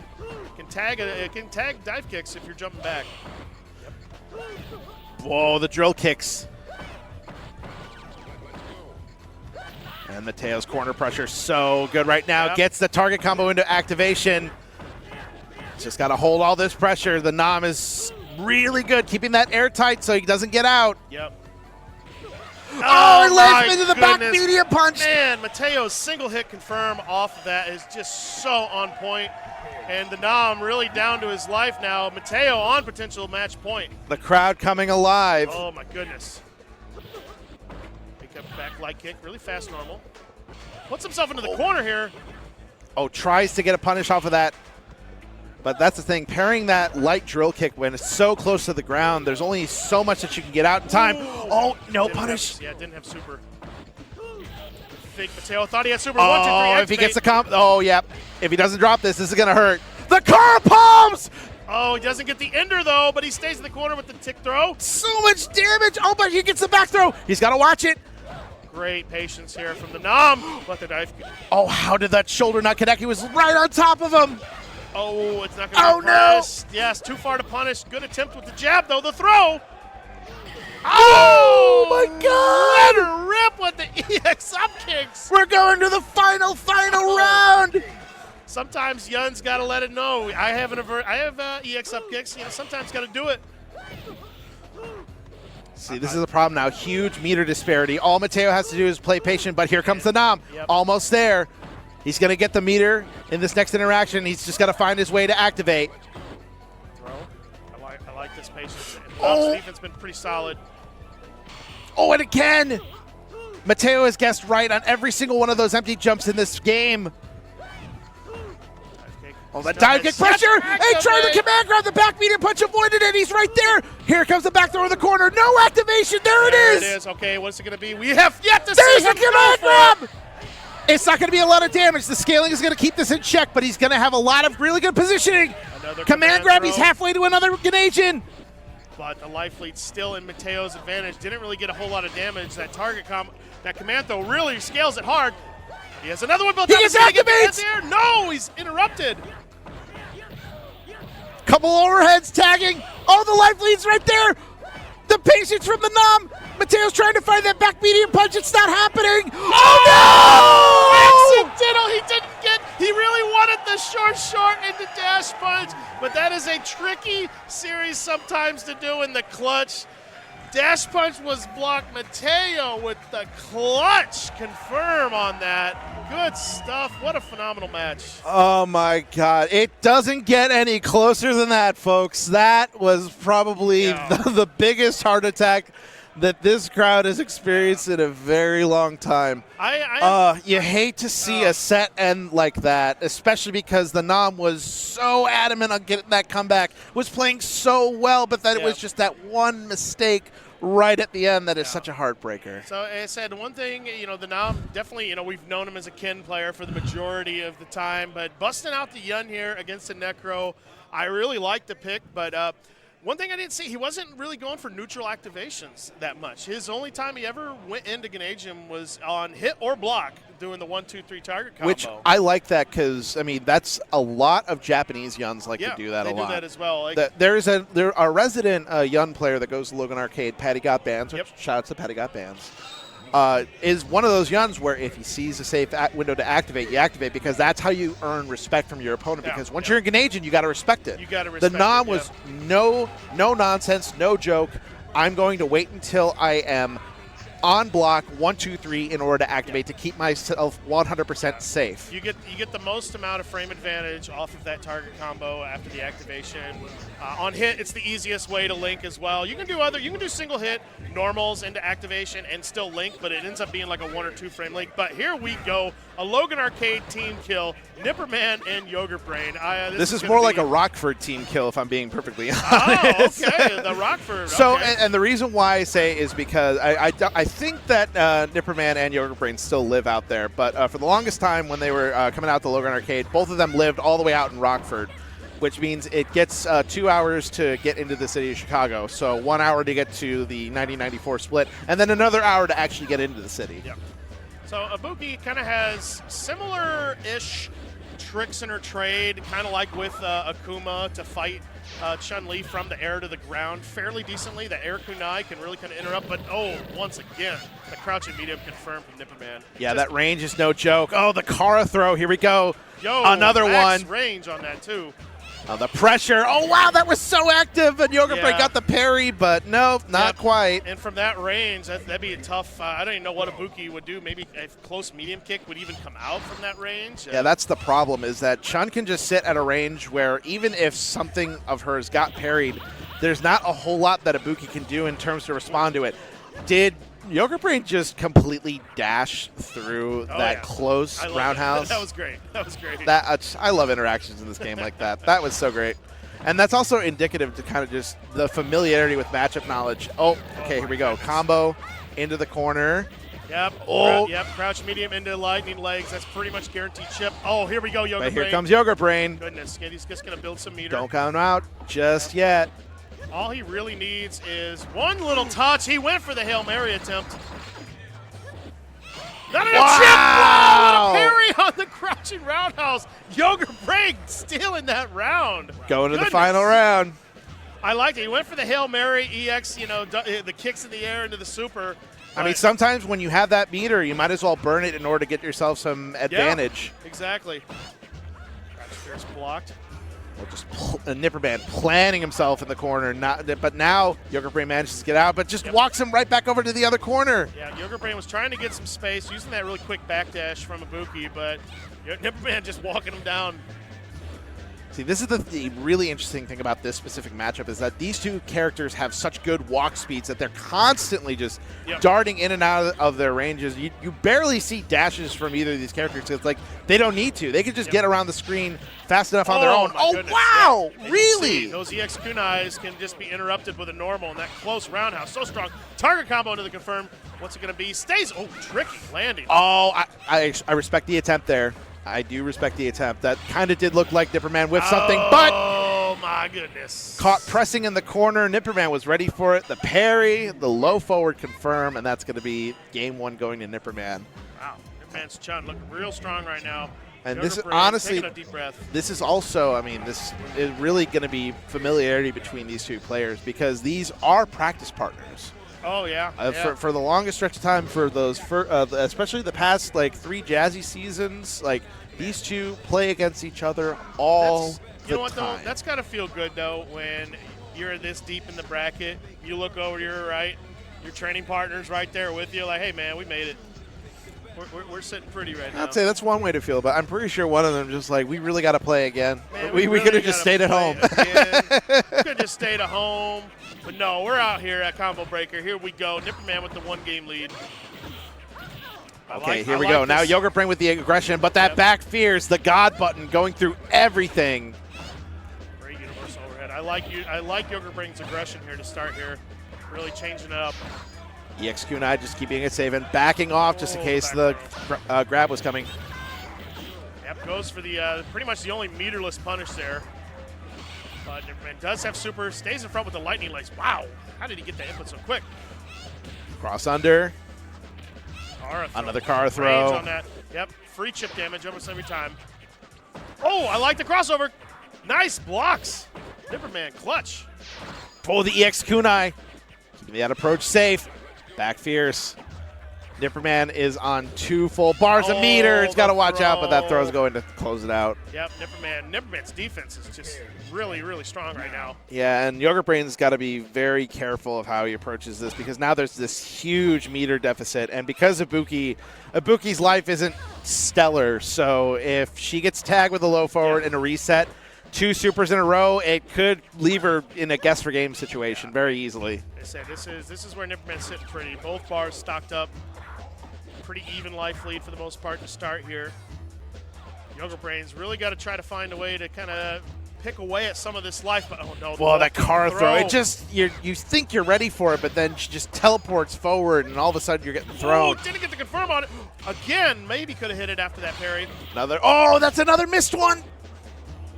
Now Yogurt Brain's really got to watch out because all it's going to take is just for one connect. Oh, that was linkable. Anti-air jab, throw tech. Oh! Nope. Back fierce tagged him out of the air after that. Oh, back fierce again. Wow. Wow. Nipperman taking it 2-0 over Yogurt Brain with his Chun-Li and moves on. Big hug from the two. Like I said, they'll probably battle it out later to decide, decide who buys dinner or something later. But good stuff. Nipperman moves on. And Yogurt Brain, one of my picks to possibly win the event, has been knocked out. Yeah, out at, I believe, 5th place. Yeah, 5th place. That was, an amazing run by Yogurt Brain. And just everybody has been playing so well in this top 8. I mean, it's kind of hard to tell who is going to come out of this top 8 the winner. Yeah. Because there's just so much talent, and everybody is playing like a man possessed. It's going to be very interesting to see these matches going forward. I mean, I'm excited for winners finals. Yeah, personally, I'm hoping Sylvester is still possessed himself because he's got a mountain of Chris G to manage right now, and he plays a mountain of a character. So we'll see if that comes into play or not. But Chris G Also in Winners Finals, a very strong player, very strong fundamentals in multiple games. And no stranger to being in this position. Remember, this is your Combo Breaker 2022 champion for Street Fighter 3 Third Strike. He's been there, done that, rented the timeshare, sold the stocks. He knows what he needs to do in order to get that first place trophy. But at the same time, you know, you can never, ever count out the wild card. No. So we're just going to have to wait and see what wild card, baby. We're just gonna have to wait and see what the Sylvester has in store for Chris G. No, I love that he's repping that the Hugo puffed up shirt. That's so good. Fredo Albaha, he's having some fun, man. Okay, so very interesting pick, and I actually like that Chris G is going with Super Art 1 Ryu. So Denjin Ryu, I mean, can be used in this matchup pretty well. But the thing is, Hugo has a big stun bar, so you definitely need some assurance whenever you go for a Denjin setup. This one, you just have the EX meter to play with. You can use fireballs. I mean, Hugo definitely is a character that gets zoned out by fireballs. So having also the EX on hand to, you know, get some really good moves out, get some EX donkey kick juggles as well. Yep. Can't punish. Yep. Can't punish clap with sweep like that from that range. Oh, the big elbow. Block. Top rope elbow. What a parry on the jump in, but doesn't get anything off of it. I don't think he expected that to hit. He went right into the 360 here. Good block on the sweep again, but Sylvester with a pretty good life lead right here. Nice tech on the jump cross under. Just that dash up short. Just as Hugo was about to clap. That's the thing that's the thing that scares me at playing neutral against Hugo, because there's so many times where you can clip him before he finishes the clap, but just like, oh, is it gonna hit in time? Oh no. Oh, okay. Great whiff punish. Great whiff punish. Block of the overhead. Sylvester still huge life lead. Air to air with the jumping medium punch. Nice block on the overhead as well. Okay, there. The first time he didn't parry that, actually. That standing roundhouse. Really good anti-air button. Another sweep, claps. Oh, that pressure. Yo! And the EX claps! The EX clap! Goodness gracious, hold my hand. Oh, the stutter step and then just throwing it out at max range. Sylvester here showing it. I ain't afraid of this Ryu matchup. And he noticed there after parrying a lot of those roundhouse, Chris G did not go for it on the anti-air. Good tech. Great throw tech. Yeah. And Chris has just got to watch out for these claps. Because, squash and meat, avoiding it. He uses it in such good timing where it kind of keeps him almost like there's no way to punish it. Okay, anti-air with the SA1. A pretty good trade. I mean, Chris is going to be getting most of that meter back just from building it alone. Yep. And he's got another one built up. Super, not really the strongest for the length of the bar that it does have, but it has a lot of good utility. Good throw tech to jabs just to keep it friendly. Going back in this range. Oh, wow. Using the EX lariat. Venom in the air. That was so smart. Short super. Does he get a follow-up from that range? No. You can juggle after that. SA, no! Unfortunate. I thought that it was going to be using that whip animation, and then that super was going to be right behind it. I respect it. Oh, yeah. Mm-hmm. A little bit over obvious on that one. I'm about to say, Chris is just like, all right, kid, calm down. Calm down right now, all right? There we go. Like I said, Sylvester, though, his parries in the air have really started to scare Chris G from using standing roundhouse. Oh, it turned him around. Oh, that interaction sucks. Oh, that's so bad. Yep, tall character interactions. Sometimes you get some wonky hitbox situations on the ground like that. Oh, no punish afterwards. Oh, the claps. Jump away from the sweep. Chris G playing really solid right now. There's the tag of the medium punch, but he sweeps him out of the next one. Jump back. Nice. Yeah, Chris is trying to find his buttons and find those ranges where Sylvester just can't keep up. Oh, there's this confirm. Okay, one knockdown. This is really scary. What's it going to be? Oh, he went for it again. Oh, he got greedy. Oh, no, wait a minute. Wait a minute. He's right there. Gastric game. Woo! Oh, my goodness. I can't believe that worked. Oh, they're just staring at each other. The two of them are just so scared. Oh, my goodness. What's going to happen? Oh, nothing. He didn't get the confirm on it. No super. Oh, back through. This is when you wish you did have Denjin, but no. Fireball. Parry the fireballs. Oh! The Sylvester! Oh, I am pretty certain Chris G wanted EX Fireball on that last one, but he did not. And Sylvester was ready with the parry. Yo, Claire, That's the other so crazy. Claire giving Fredo some advice here. The other Hugo player who's had a really impressive weekend themselves. Wow, first game victory for for Sylvester against Chris G here. Well, I'm seeing what Chris G is going to go with. Is he sticking with the Ryu? He is sticking with the Ryu. Okay. I mean, it's been working out for him. I mean, the thing is that Chris G is keeping up with the Sylvester. It's these interactions that he just needs to start slowing the game down and start having the Sylvester play the rules of his game. You know, you have to start enforcing your game plan. But sometimes against the wild card, you just can't do that. That time the roundhouse works. Oh, the crowd's coming alive. I can hear them just screaming their heads off. Hey, whenever Hugo's on screen on the big stage, people get hyped. You immediately become the people's champion, and the Sylvester is definitely no exception to that. But okay, here we go. Throw loops. Oh, no, wait a minute. Didn't walk away far enough. That quick rise is going to get him out of trouble, though. Oh, my God. That's so scary, throwing out buttons that close to collapse. Don't trade. Don't think, that's tough to punish from that range. Nope. Oh, air-to-air punish. Oh, the lariat. Oh, my God. He's just trying to chase Chris G down. No fear in his eyes whatsoever. The Sylvester wants to just instill fear into Chris G so bad. Is Chris G going to risk it with an EX Fireball? There it is. Good timing on it after the jump in. Looked like he kind of landed on it, but yeah, chip kill. Chris G on the board here in the second game here. Sylvester, though, almost fully stocked up here. Oh, man, that's testing this man's reactions here right now. But Sylvester's parry's nice red parry off the sweep. Whoa, doesn't parry the roundhouse. Gets another jump in. Just these slow but sure, just placing the normals. Sometimes you just need to get as little damage as possible. Gets the SPD off of that. Second hit. That jumping medium punch can be kind of weird. Another one. Yo, another one. Jump SPD again. Do it one more time. Fredo, do it one more time. I know you can hear me. I'm beaming my thoughts to you telepathically, Fredo. Do it one more time. Range right now. Just sitting out of the range. No punish on the sweep. Oh, my goodness.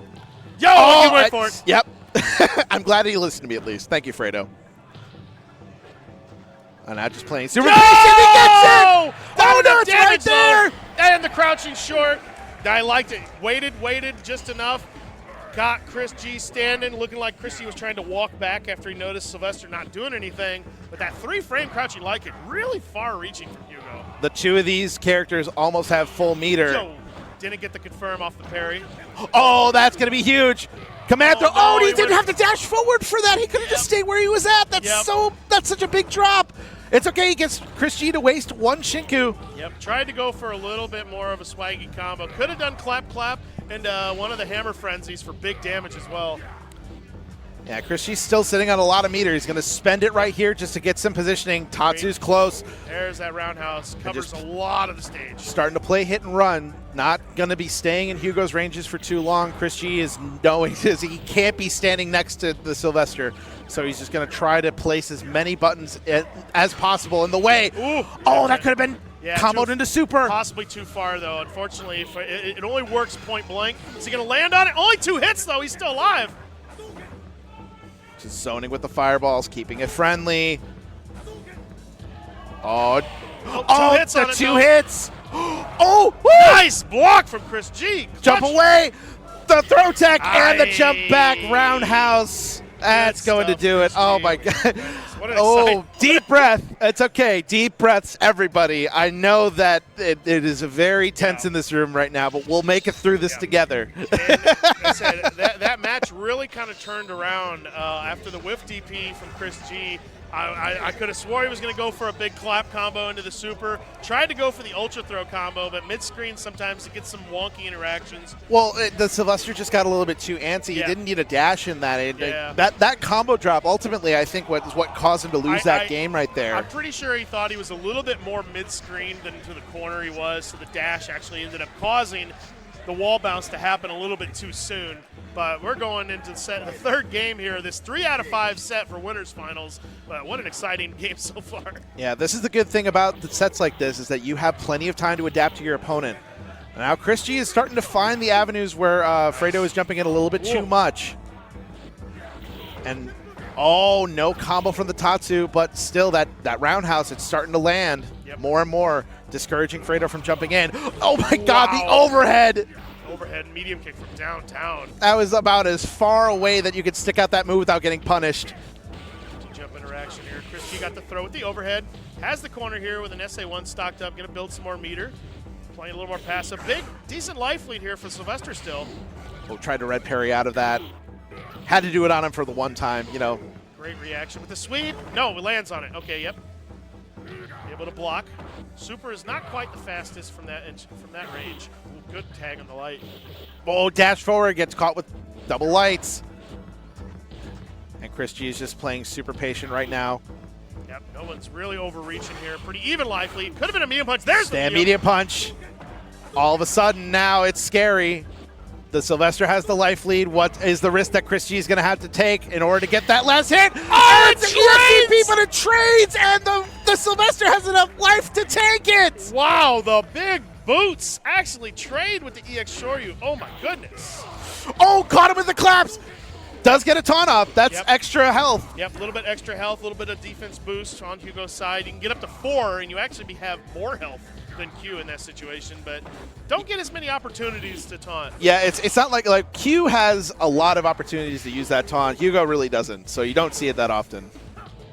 Whoa, just barely out of the range of that stand roundhouse. Woo! Jumping away. Oh, he's got Chris G so scared anytime that he's right next to him. The life lead still, Sylvester's consistently had the life lead almost every round so far. Yeah, and Chris is just backing off. He's just like, I know what's on the other side if I try to force this approach on this Hugo. Yo, Sylvester's reactions right now. The air to airs, nice whiff punish on the universal overhead. Chris G, good damage pickup on that. Ooh, whoa, sweep. A big sweep. Yeah. Ryu's crouch medium punch, not quite as strong as Ken's. So the other thing that Chris G has to look out for is air to airs. Oh my goodness. The one thing I have not seen the Sylvester do is if on a jump roundhouse, counter with his own jump roundhouse combo into super on the landing. Because you land at a range where I believe that connects. Yeah. Yo! Oh my goodness. He just jumps in, does nothing, lands, crouches, blocks, and still does nothing. Oh! Gets that low! 5 seconds on the clock! Oh no! Oh! That was another super! He wanted another super! Oh, not enough! Oh, it's not enough! Goodness. Chris G just barely manages to scrape that out. That was only the second round here. We're going into the final round of this game 3. And this is still only the third match of this 3 out of 5. Goodness gracious. Strap in, folks. We are going to be here for a while. This is a slugfest right now. The crowd's coming alive right now. It's just so much tension in the set. Oh, the early splash again, hitting late. Meat Squasher jumps out. Oh, my goodness. Ready with the rebound. Oh, just sticking out the pokes in case Chris G gets a little bit too antsy with the approaching. Oh, a big medium punch. Low forward into fireball. Chris G jumps back with the roundhouse. Oh, he parries the jumping roundhouse again and retakes the life lead here. Oh, no. Fireball. You have to parry those fireballs, especially when the life lead is this Jumping over. Oh, that could have traded in his favor, but it was just a little bit too far. Oh, my goodness. Oh, okay. Yeah. Sweep at max range. Safe for now. Oh, he's got the life lead. 25 seconds on the clock. He's probably not going to play for the time. Oh, my goodness. Sylvester. Oh, my God. He thought it was over. He thought it was over for a second. Oh, my God. Oh, he's taking He's got to get up and stretch a little bit. Yo. Sit back down, young buck. You still got one more game to go. That suit cannot be cool as well. I'm sure it's getting hot under that muscle suit. Oh, he looks like he is having the time of his life and also a horrible time on stage. Yo, Fredo, I love you. The fact he was just standing in Chris G's face for about 5 seconds, jumped up neutral in his face, landed, waited again, then rips the super right as Chris G went for a sweep. Okay, here's now here's the equalizer. Okay, here is the great equalizer. So now he is locked into this character. Yep. So if he wins this next game and brings it to game 5, he's gonna have to secure this set with Ken. No! The claps! He's on him like white on rice, like flies on shut your mouth. Oh my goodness, short superhero. Chris G not going away though. This is a little bit stronger of a character choice. Reversal SPD! Fireball, yeah, Wake up the meat squasher, he doesn't get the parry afterwards. No, Sylvester still with so much momentum right here. But Chris G, with his kin, can try to shut this down if he can. EX Tatsu in the air is not coming into play. Oh, what an air parry! Goodness. The claps are safe! Short super. Okay, what's it going to be for the setup, or is he going to back off a little bit? Yep, Rightfully backing off. Yeah, yep. Chris G, I mean, he's learned this entire set. You know, you can't just be standing next to the Sylvester because you just don't know what he's going to do. No, Whoa, that was a going flying, frequent air miles right that there. was an intercontinental EX Air Tatsu. Cashing in on some frequent flyer checks here. Yo, nice tech. What a clutch grab! Oh, just dancing out of the ranges. Oh, EXTP! Okay. Smacks him out of the air. Oh, and the air-to-air exchange. Great reactions there from Chris G. Really caught him out of the air immediately with that jumping roundhouse. Chris G taking the round here, trying to come back in this winner's final. Sylvester's just had so much momentum so far. Slowing it down here. Nice parry. Oh, yeah, it was probably an SPD. Yep, I think so as Execution error, yeah. Good block. Oh, he gets him again with the crouch short into the super. Gonna have to burn a little bit meter. Oh, he went for it again. Yo, no punish in time? No, Chris G, it's the second time now he's been able to not punish it with the wake up SPD again. My goodness. It's the phrase of the police. Don't stand so close to me. Yep. Short, nothing. So then Chris G just backed off immediately after that. Just building that meter. He wants to have at least one hammer mountain on deck. Just walking him down to the other corner. Just so intimidating to allow Hugo to walk at you like that. And Chris doesn't want any part of it. As soon as Chris G dashed, that medium punch was already out. He's just looking for an avenue to get a low forward into super. As soon as he gets the knockdown, he's able to get his game plan started. A couple of fireballs just to keep it friendly. Sylvester's really keen on. He's looking for that forward dash right now. Oh, short, nothing. No super execution error. That's so huge in a situation like this. Another big knockdown. 17 seconds on the clock. Time starting to become a factor, and there's the clap! Chris G dashes in again, and Sylvester, he is just keen on that ground dash right now, and he's been reacting majority of the time. He's right there. The Sylvester's on the doorstep. Again. One more round, and he's going to be in Grand Finals of Combo Breaker 2025. Can the wild card pull it off? We will see here. Sylvester with a nice little life lead to start. EX Tatsu, but he puts himself in the corner and jumps immediately out. Good stuff from Chris. Great back throw. Right back into the corner. Backs off because confirm. Okay, here we go. He's got the meter to do another one. Cross up. Stays Oh no! front. He just wakes up with it. I love it. Folgers. EXCP. Yep, 4 hits on that. Has to spend that meter. Short and off again. the walk under. Good stuff from Chris G. Good confirm. Doesn't have another super on deck. He's just probably going to back off. Oh, wait, but another great empty throw. Wow. The big elbow. That elbow. It's so close for both of them. Oh, only one hit of the EX Tatsu. Just got to watch it. Yep, one jump roundhouse. Yep, can confirm into Hammer Frenzy. We'll see what happens here. Oh, there was the big roundhouse. Trade. Oh, my goodness. With the Sylvester takes it 3-1 over Chris G. Oh, my goodness. Logan Arcade is now in Grand Finals of Combo Breaker 2025. Wild card, baby! Oh, yeah! my goodness. What a Woo! set. Oh, my God. What a set. What a set. Man, oh, my God. The thing Sylvester was picking up on in that match, and his reactions to the forward dash, I think just started to fluster Chris G just enough. And then also, like I said, Chris G started going for more and more heavy and EX anti-air uppercuts. What was Sylvester ready for right at the end there? Gets exactly all 3 parries. Oh, my goodness. What a phenomenal set from him.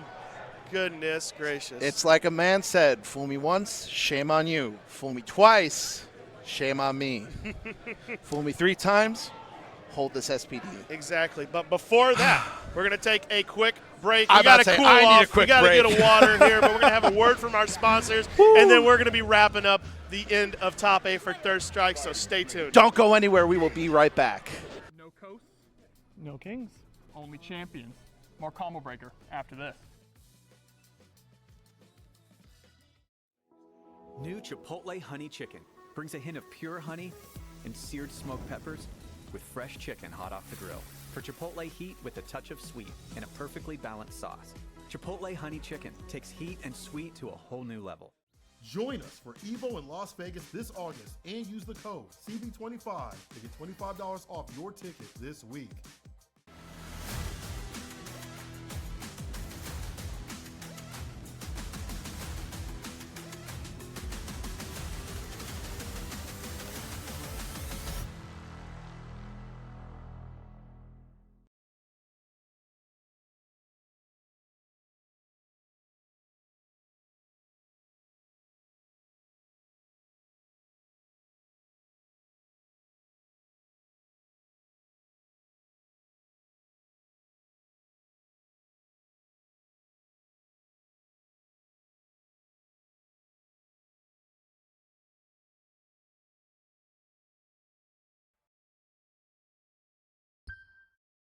From beloved crossovers to 3D fighters, 8 classics return in the Capcom Fighting Collection 2. Available now. Discover Tenno's newest drops, releasing for the first time during Combo Breaker, alongside many of your returning favorites at merch.10-o.gg.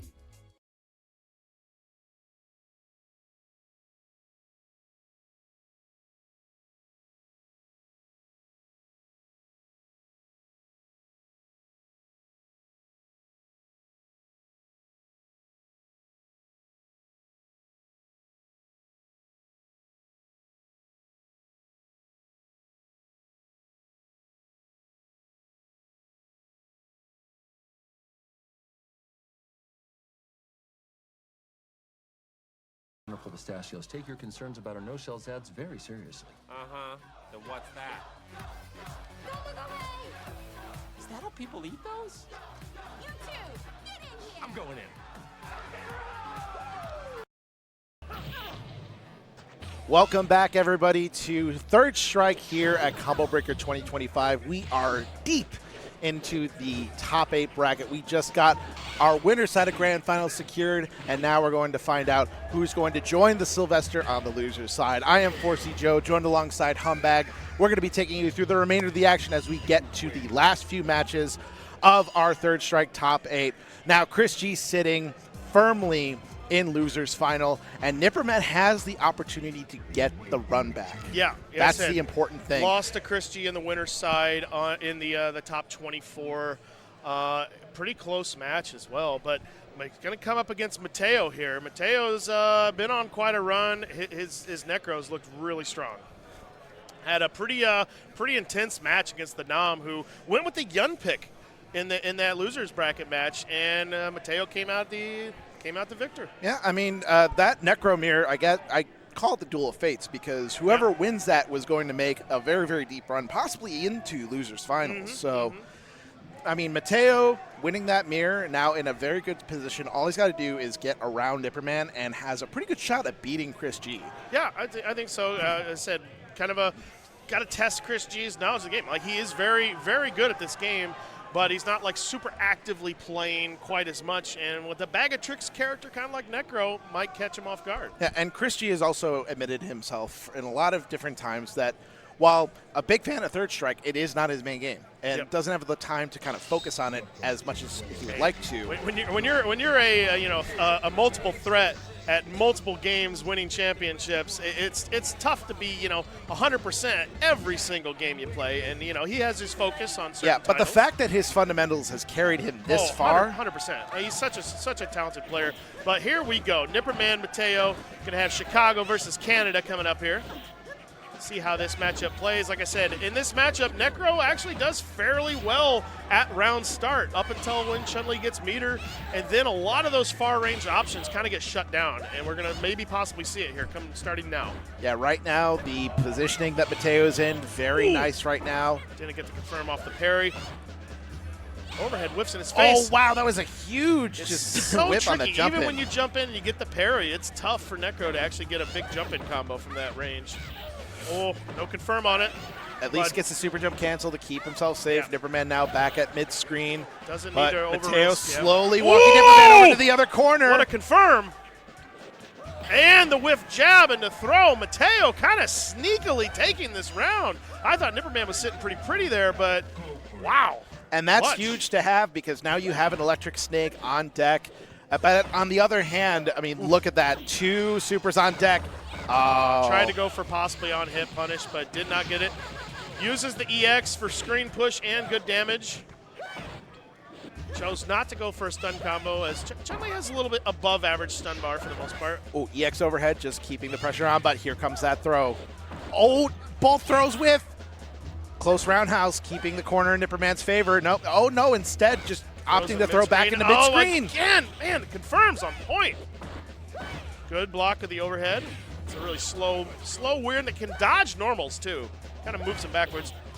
Oh, the EX overhead, but not enough to chip out. Oh, wasn't good, but this time he gets it. Is this going to do enough? It's going to be guess for game. Yes! No, it's not. It's just going to be enough to kill and going into the final round. And didn't even the second hit of Fierce might have whiffed there, so it's a good thing the first one did do enough. Tied up 1 round apiece here. Good throw. Nipperman getting the corner presence down. Mateo trying to just jump out. Back Fierce fireball, nothing. Nipperman's doing a great job of just keeping his spot on the screen, not allowing Mateo to get out of the corner. But here, now there's a huge opportunity. Now it's Mateo's turn. Oh, big block on the crouching forward. I think he was really confident he had the whip punish.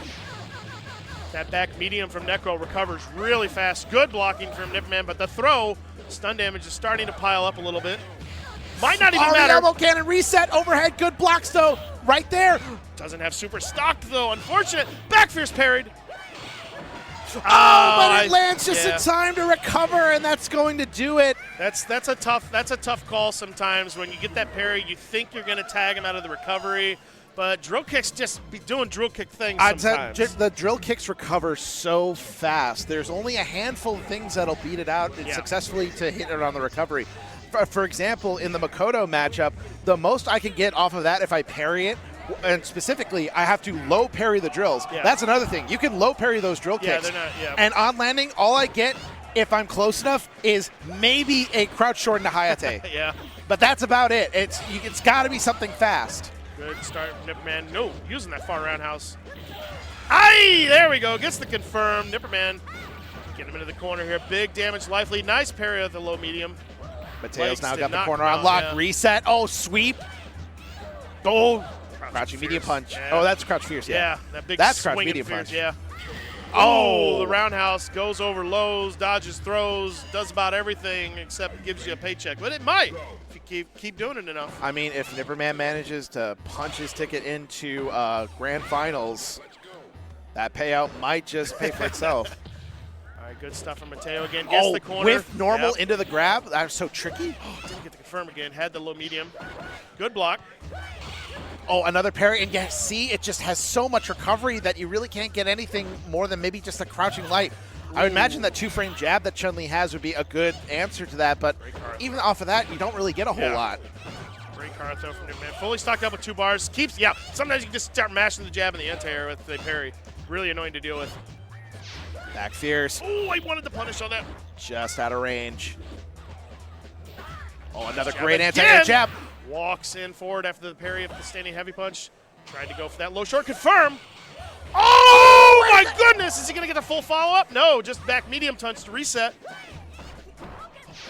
Oh my gosh, nice block again from Nipperman.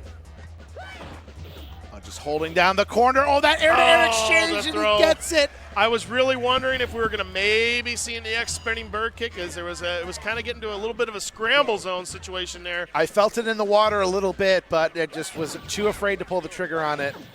Yo, that drill kick, what did it even hit? My goodness. Oh, starting to get hit with these drill kicks, it's so crucial that he needs to have good defense against that.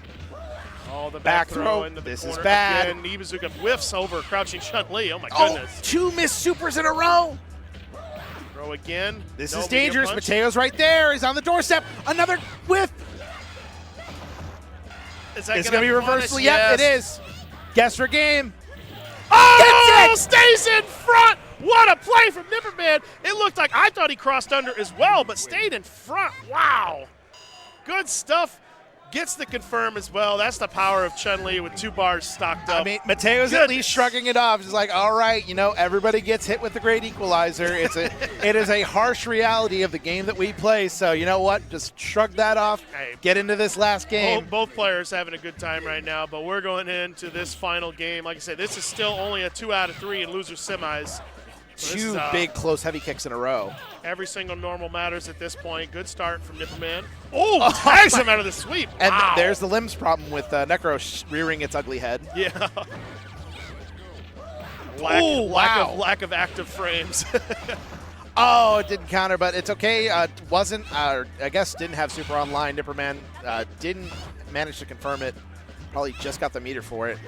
Throw kick again. Yep. Hook punch. Oh, whiff grab. That's a huge whiff grab. Now Mateo's got the corner again. Back throw into the corner here. This is big for Nipperman. Oh, gets caught low trying to walk backwards. Gets the damage boost from the taunt. And SA through punish. Yes, unfortunate. I think he thought that roundhouse actually hit, but yeah, unfortunately too close, my friend. You can't be doing that when Chen has meter stocked up. Yeah, possibly a potential big mistake here. Allowed Nipperman to take that first round of this 3rd game.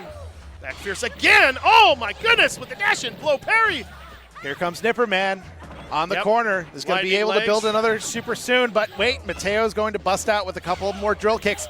Oh, great parry out there, but no commitment. Nice block of the EX overhead. Oh, the far fierce.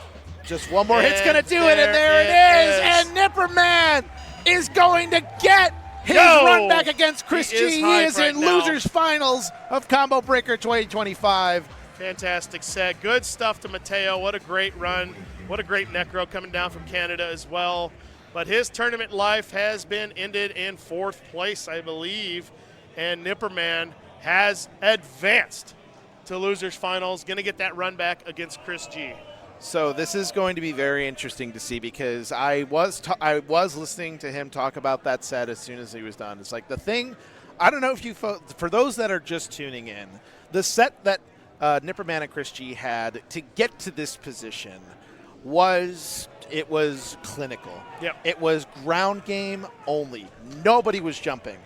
Nobody was getting close to each other except for on the ground. Fundies. It is fundies, footsies. It was Street Fighter at its core. And a little bit of third strike thrown in just to give it a little zing.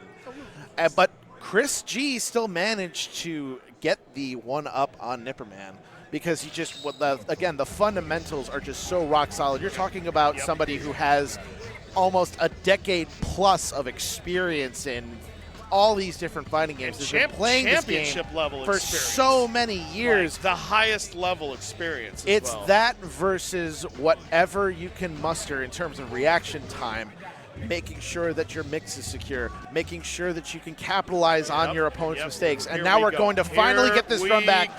Let's see if the adaptation has taken hold, and let's see how this set goes out. Losers finals here.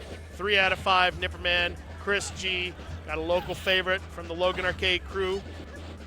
See how he advances this match. Good throw, pushes Chris into the corner. Oh, that car throw not hitting. Good tech, sweep. Oh, big back fierce. Yeah, I like that. Go right into the roundhouse after the parry. Such a good button. Ooh, medium nothing. Oh, with Yay! Nice whiff punish. Chris G strikes first here in this first game. Good stuff. Got the confirm off the whiff throw. See, Chris G also using the Nom's color of choice. You know, I think that's the 3-punch button. That is color. the Violent Ken color, Violent Ken color, yeah. Oh, big sweep again. Yeah, Chris G's footsy's looking really on point right now. Oh, no punish on that whiff. That could have been a huge capitalization from Nipperman's point. But now Chris G is just pouring on the gas right now. He's got the advantage. He's got the corner. He's got really good screen positioning, and he's got a really big life lead. He knows that he just needs to hang back and let Nipperman make mistake after mistake until he gets the perfect to seal it out. Did you see the EX Fireball hit once and then go over her? That was crazy. I don't think I've ever seen that often before. It's because whenever Chun crouches, she turns to the size of a really small pea. where basically, you know when you're eating peas and there's that last one on the plate where it just looks tiny compared to the rest of the food? That's her crouch hurt box. Trying to pick it up right with a there. fork, you just can't get it. Yeah. You can't pick it up. It's just sliding around. But Chris G sprinkling it on there in game one there. Good stuff to him. Round one, Nipperman trying to get his run back here. Gonna have to take it down here, but this is a 3 out of 5, so you got an extra game or so to work with. But you want to start off strong here this round. But Chris G with the early throw. Oh my goodness, baited out the throw with the low forward. Goodness. Oh, another great wow. confirm. Chris G just pouring on the pressure. Okay, good parry on the normal there. Almost to another super. Nipperman's going to be able to get his game plan started here. Oh, tried to super through the fireball. You saw the duck under twice, but just couldn't connect on it. Again, that's 3 regular fireballs in Nipperman's face, and the low forward again, catching him, dashing in. Oh my goodness, Chris G is looking really strong right now. He looks like he's turned it on to another level. Yeah, Nipperman is on the same avenue. He's just playing a little bit too antsy. He's too eager to get in there. He really has to remember what helped him out in the set. Oh, got the parry, but the second hit of the target combo tagged him. That's always so tricky to defend against, especially when you get that first parry. You think, oh, okay, it's my turn to act now. I got the parry, but there's 2 hits to that target combo, and even then, you can cancel into super and add even more hits behind it. Great. This time he got the parry on the dash in, crouching short. Got the confirm. Oh, DP out of it. No respect. I like it. Oh, wow. no. What a punish on the whiff roundhouse. Chris G on point right now. Didn't get the second parry. We saw that again with the target combo. Gets the first, but nothing. Oh, my goodness. Chris G is playing so fundamentally sound right now. Really setting up these situations, causing Nipperman to whiff throws. And he's ready for it. He's punishing him with the crouching medium and EX. And you can kind of see it in Nipperman's face. It's just like just trying to find a way in. It's like, and this is honestly the hard part. I mean, you've been playing for so long, and your mind is just so focused on getting the W and trying to force something. But you gotta pace yourself. You really have to make Chris G play your game. Sweeps right now. Yes, Chris G's footsie's really on point right now. Again, yeah, he's just been getting that walk back delay. Crouching medium kicks working. Just dancing in and out of each other's ranges right now. I respect trying to whiff punish crouching medium kick. That's hard, though. That's real hard. Well, Chris G trying to just ekes out some approaches. He's been very brave with his dash forwards. He's knowing that he can't really. He's not getting any punishing from Nipperman. Like right there, he's just dashing into his face. Nothing again. This time he got the parry again on the dash in. Not going to do enough to kill. Is he going to go for lightning legs? No. Yes, this time he did the walk-up lightning legs. Wow. That is hard to do. To the nice delay on that. You have to piano the buttons to do that. Oh, no. Round start. Low forward. Super. Sometimes you just got to do it. That's the old reliable. If they move forward an inch, it's going to come out. Oh, big back fierce. Yeah. Another great parry. Oh, my goodness. Nipperman. Full damage combo. Now got the corner. Kara throw. Great. Another one. Again. This round is looking like all Nipperman at the moment here. He can kind of sit pretty right now. Get that last bar to almost kind of seal the deal. Yeah, he's hanging in really good screen positioning. Ooh, and there it is. What a whiff punish to the farm. Standing medium punch. Nipperman taking game 3 here on the board. That's what you got to get. It's not over yet. It's not over yet. There is a lot of third strike to play, but it is by no stretch of the imagination over yet. That was a very clean. That was really good to see on Nipperman's side. That builds a lot of confidence. That was a really clean victory that game. That's far stand medium punch again, putting in some work. Now Nipperman starting to find those counter poke buttons at those ranges. Nice dash back with the sweep. Fireball, yep, can't really punish Fireball. I say Fireball actually is not that bad against Chen Li without meter at this situation. Can effectively be kind of like a half-screen poke. Oh, there's the throw. Boy, another dash up the target combo. Oh, that's not safe. That's going to be a big punish. No, super cancel. Yep, could have done just back fierce, but he wanted that little extra damage of that close roundhouse. Pretty even life, though, at the moment. Does have the super sock. Nice. Oh, wow, what a tech on that throw. Far fierce, just kind of keeping things friendly. Whoa, that was a huge roundhouse. Oh! Again, he has been ready to whiff punish that far roundhouse. Knockdown, stays on the same side in the target combo. Same side, yep. player 2, Chen, does not have the kind of crossover shenanigans. So I wonder if Nipperman purposely did choose player 1. Wolf just sticking out the buttons. Oh, good sweep.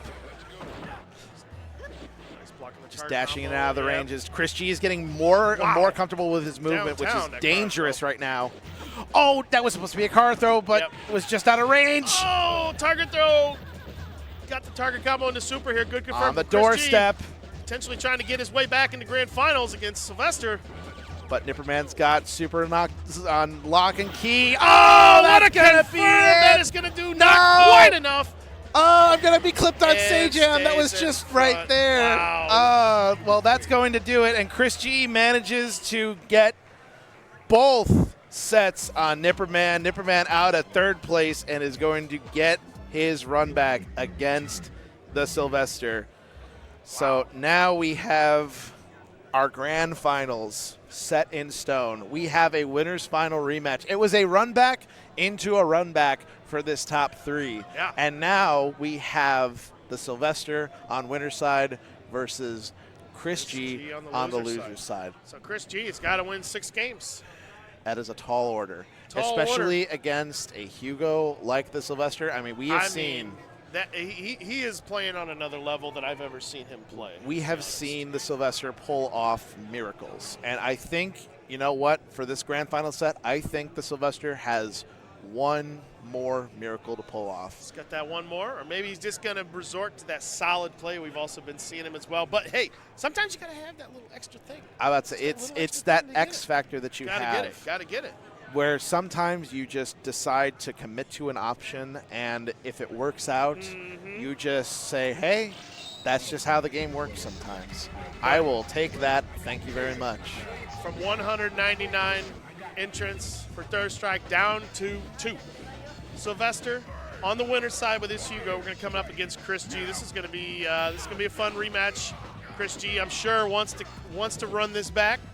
Sylvester took it 3-1 over Chris in winners. Now, so. I think the difference here is, so that set, Chris G started with Ryu. I think he is not going to mess around in this set. No, I don't think I he's gonna think mess we around are at all. going to see Ken from the jump, because you did see he was making some more gains with Ken than he was with Ryu. So now it's going to be and no jokes, no messing around. One critical thing that changes in that matchup from sure. EX air Tatsu. Yep, the Against best big, air tall move characters, in the game. One of the best air moves in the entire game, and especially against tall characters like Hugo. But here we go, the Sylvester representing Logan Arcade versus Chris G. It's Chicago versus New York in grand finals, a combo breaker. Let's go. Yep. Sylvester on the Hugo side. Chris G rocking the Ken. Get the names swapped over in just a second. Good low forward. Punishes the whiff body splash. Good stuff from Chris. Good start. He wanted this fast start, I want to say. Yeah, he's going to – the key is momentum and keeping that momentum. Oh, big claps. Now it's time for the Sylvester to pull down that pressure. And Sylvester's been sitting on the ropes for a while. Had to watch the last few matches after beating Chris G, so maybe a little cooled off, but we'll see. Chris G definitely coming off a hot there. Meat squasher! Meats, but he's in chip damage territory. He's going to try to do a zoom. He catches the Axe Tatsu with the splash. That was I supposed to like be it, yeah. Oh, my goodness. I mean, you even see he is putting Fredo. so much fear. I mean, in a situation like that, in our Logan Arcade Discord, we do have a sound that is the Fredo sound effect, and it sounds like, oh. Everybody in the call will be spamming that right now. Okay, here we go. There we go. Short, super. All right. Got the, okay. Combo, corner. What's he going to do? Yo! That button sucks. Time drop kick. See, that's the wild card and effect right there. You don't know what's going to happen. I love it. I love it. Busting out the standing roundhouse early. It is an overhead, too, if it hits late like that. Oh, see, that is at a point where, you know, I'm pretty sure in Fredo's mind, it's just like, all right, I'm going to hit him with the brain destroyer. Heck yeah. That's the way you do it sometimes. Oh, no jump. Yep. Great tech. Yep. Normal throw. Maybe SB works. Short super under the walk under. Good stuff from Chris. Shows the back up. Wow, he's just ready every time with that parry. Oh, and again. Yeah, that cross under short twice now. Good blocking the overhead. Oh, backing off. He just does not want to mess with the Sylvester at all. He's so ready for that jump back. Whoa, big roundhouse just to keep him at bay. Oh! No, he didn't get the splash, though. He wanted to get the splash. Unfortunately, got the jump. Overhead. Oh, my goodness. Oh, my goodness. Doing the whiff DX Lariat again. Fredo, I love you for that. That was such a great interaction. Oh, my goodness. But that's just the second round of this first game. And we're getting into the bag of tricks that you've never seen before. We could potentially have 10 games of this, folks. You better hold off whatever you're doing right now. You better glue yourself to your seat to see this third strike action. Good patience and good punish there from Christie. Okay, there's the SPD on Wake Up again. I love it. No fear. No fear from Sylvester. I don't think there's a single ounce of fear behind those. Look at him play. He's just like, I know Chris G's a legacy player. I know that he's got lots of time in the game. Yep. But you know what? I'm just going to play my game, and it's going to work. Ooh, target combo confirmed. Chris G letting it rip. Got the knockdown. Keeping it friendly with that pressure and just immediately backing off. Knows that he doesn't need to commit to anything. Oh, my God. Yep, EX Fireball. Even if you get the parry, there's really nothing you could punish with from that situation. Just literally any interaction that Fredo wins is so scary. There's the stand medium punch. Great. Wow. That kind of throw. Oh, that could have been super. Yes. Okay, flex on him for the one time. I like it. This big elbow. Man. Oh, he didn't get all the hits of it. Oh. Okay. Well, nothing happened there, but it certainly was scary. Still has another one stocked up. Chip damage territory. Is Chris going to Pixel go for a low and there forward? it is. Yep. Yeah, and even Chris is just like, all right. What did I tell you that first set, young man? Calm down. What can I throw Calm out? down. What can I do? What can I do that's not going to get parried? Because Sylvester's just been parrying almost everything. You know what? Win or lose, they're both having the time of their life up on that stage right now. So really, I think we all win tonight. Yeah. Just imagine you're playing against a Hugo player you've never met before, and you look over and he's wearing the Hugo bodysuit. That is an intimidation factor +3 right there. Again, sometimes in order to get into the mindset of the character, you have to become the character. Be the ball. Be the ball. Good start. Sylvester trading normals to start here. Oh, good jump in from Chris G. Yep, goes into confirm jab TP. Good damage. Oh, back a while. Okay, yep, another Shoryuken. Yep, beats the jumping heavy kick. Getting a little bit antsy. Oh, the crossover body splash. Oh, just so much pressure from the Sylvester. He's so good at putting out those buttons and having Chris G just respect all of them. He might have went into a throw or something else there right after that parry. Good stuff for Chris. It really is hard to just kind of commit to that option and be like, oh, I got my thing ready if I got the low parry, and then you'd think, Tatsu to finish it. The super's right behind that and just get hit by it. And now Chris G, that was Chip. He blocked it. Okay. Yep.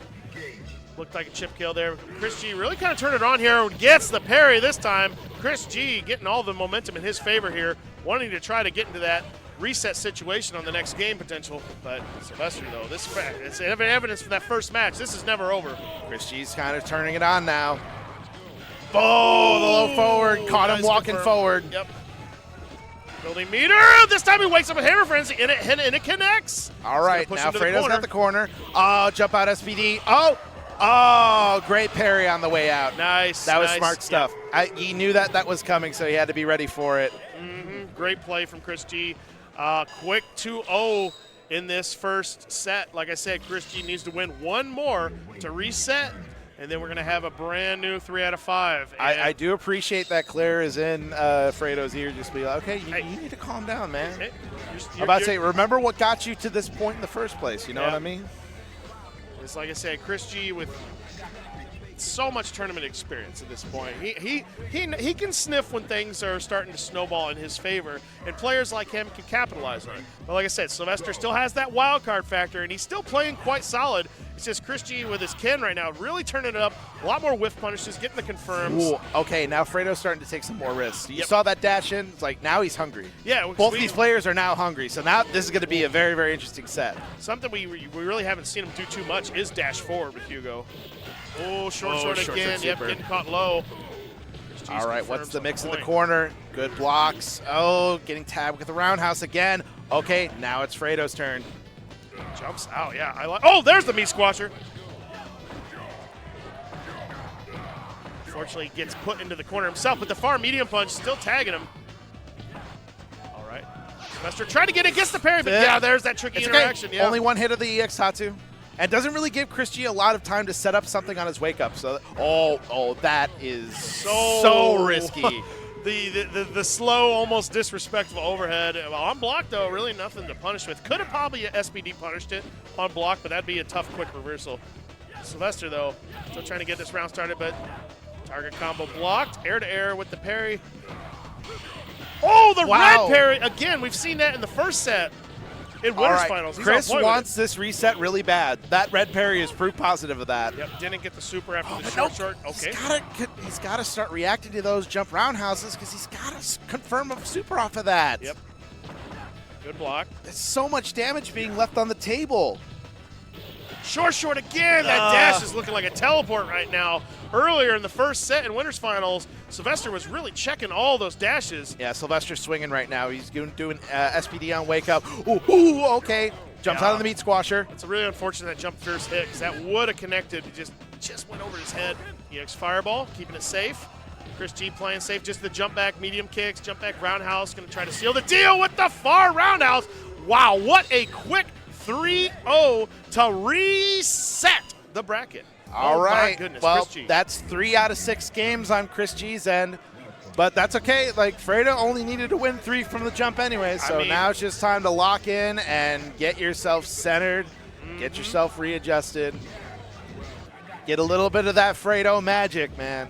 Yep, gotta find some momentum here early here. Get a little bit of that fettuccine Alfredo. The Chris G Ken snowball has been in effect these first 3 games here. Oh, big parries. Chris G's spacing and footsie's on point. That roundhouse doing so much work right now. Okay. Oh, that hit from a mile away. Yep, hitting that startup of that fireball. Jumping forward, nice. Roundhouse again. Okay, now starting to crouch block. Yo, we jumping. We jumping. Fredo is just taking to the air. I like that Chris G is just kind of backing off and just letting him have the air. Just like, all right, you can have it. Honestly, like, I'm chilling on the ground right over here. Yep, tried to be cheeky with that SPD.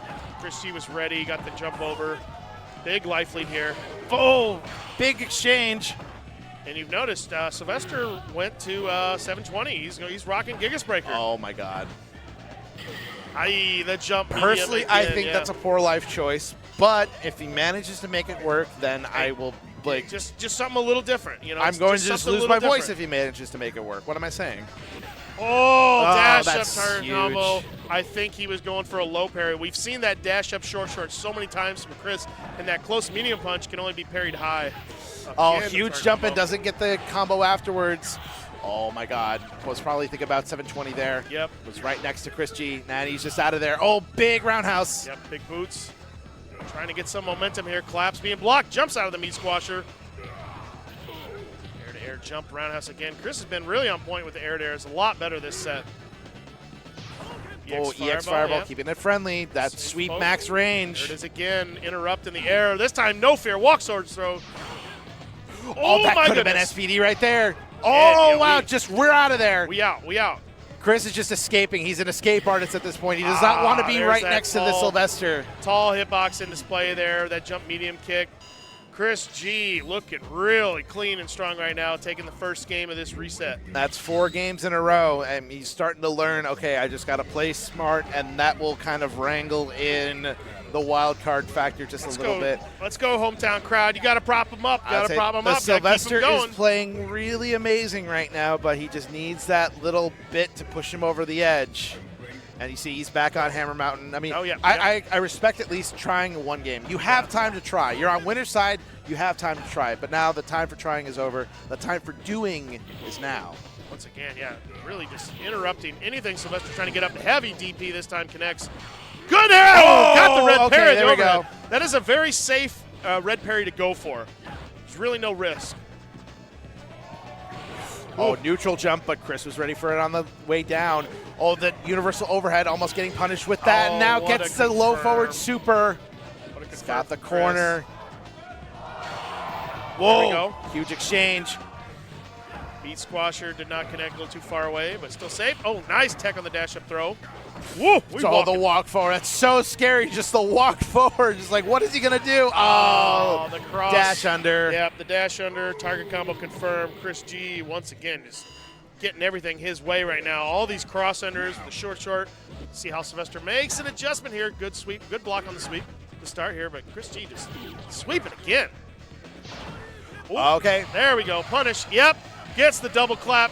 Going to get good damage. Look at the stun build up on that as well. Oh, and probably had a parry after that too, depending on the strength of the meat squasher. Yep, might have to with the parry for parries and the air exchanges. Yeah, might have to start going for a jumping medium or a jumping medium kick to actually tag Chris G because he's recovering and able to parry that jump fierce. He probably needs. Oh my goodness! Oh, okay, yeah, that was good patience on the Sylvester's part, but just open up low. Yeah, that feels bad all the way from over here. Chris G's dash and his timing has been impeccable so far. His way in and out of offense has just been really, just like a lightning. Yeah, just the air to air. He's really on point right now. Gets the parry into low forward into the hammer frenzy. Here we go. He's going to have a setup after this. Yep. Nope. Just dashes away. Chris G gets out. Well, the Sylvester's showing so much patience right now. This is a critical round. Oh no, low forward EX fireball. You don't want to be down 2 games in the reset. Oh, he's right there on the doorstep. Throwing more fireballs. Chris G is just going to hang back. He doesn't need to commit to anything. 15 seconds on the clock. He can play for time if he needs to. 10 seconds. The showdown. Smart. Oh my goodness. Oh. Wow, with the air parry back to your face again. Wow, I actually didn't think that was going to recover in time, but Chris G ready for it. Wow, even the jump jab wasn't fast enough to knock him out of the air, and Chris G was ready for it. And now 5 games in a row, he's very close to that 60 in a handshake. The Chris G steamroll, it might be in full effect at this point. He looks really ready and warmed up. We have seen this happen before. We have seen this happen in 2022. We've seen this happen at a couple of different Frosty Faustings. It might just happen again. No stranger to winning a combo breaker. Now Chris G is on tournament match. He wins this. I mean, he manages to get combo breaker 2025. The door is right there. You just got to reach out and turn the handle. Got 2 rounds to go for Chris G to potentially win this whole tournament. We'll see how Sylvester can keep it going, get that magic back from that winners finals. But Chris G with a really good start. Oh, that's a good way to do it. I like it. I like the no respect wake up SPD. Folgers, sometimes. wake up with it. Punish on the sweeper. Oh, just jumping back. Yeah, Chris is now just keeping all of his pressure super safe and while at the same time avoiding the SPDs. Oh, that dash up, that's so huge. Dash up target combo. Might have been looking for the low parry again. I think Chris G's been picking up on how much Sylvester's been trying to parry after those dash ins. Oh, low forward fireball. Tatsu is going to hit. Oh, my goodness. Chris G 1 round away, got the chip kill on that away, 1 round away from potentially being your Combo Breaker 2025 champion. Chris G is now on the doorstep. We're going into potentially the last round of the entire tournament. Can the Sylvester bring something back, just 1 more little hint of magic? Yep. Or is there just no more gas left in that tank? So far, the Sylvester got the life lead, trying to jump in. Oh, jumps right into a target combo. Oh, my goodness. This is pretty big. Walk up throw. Oh, my gosh. No fear. The jump back medium kick. Far roundhouse. He's going to tag him with that short side. Dash up. Target combo again. This could be guess for game, but Chris G is going to be smart. He's going to back away like normal. Jump back medium kick. This could be it. 1 more hit could take it. Oh, the Sylvester almost had something off of that red parry there, but not quite. Chris G's joke walking away.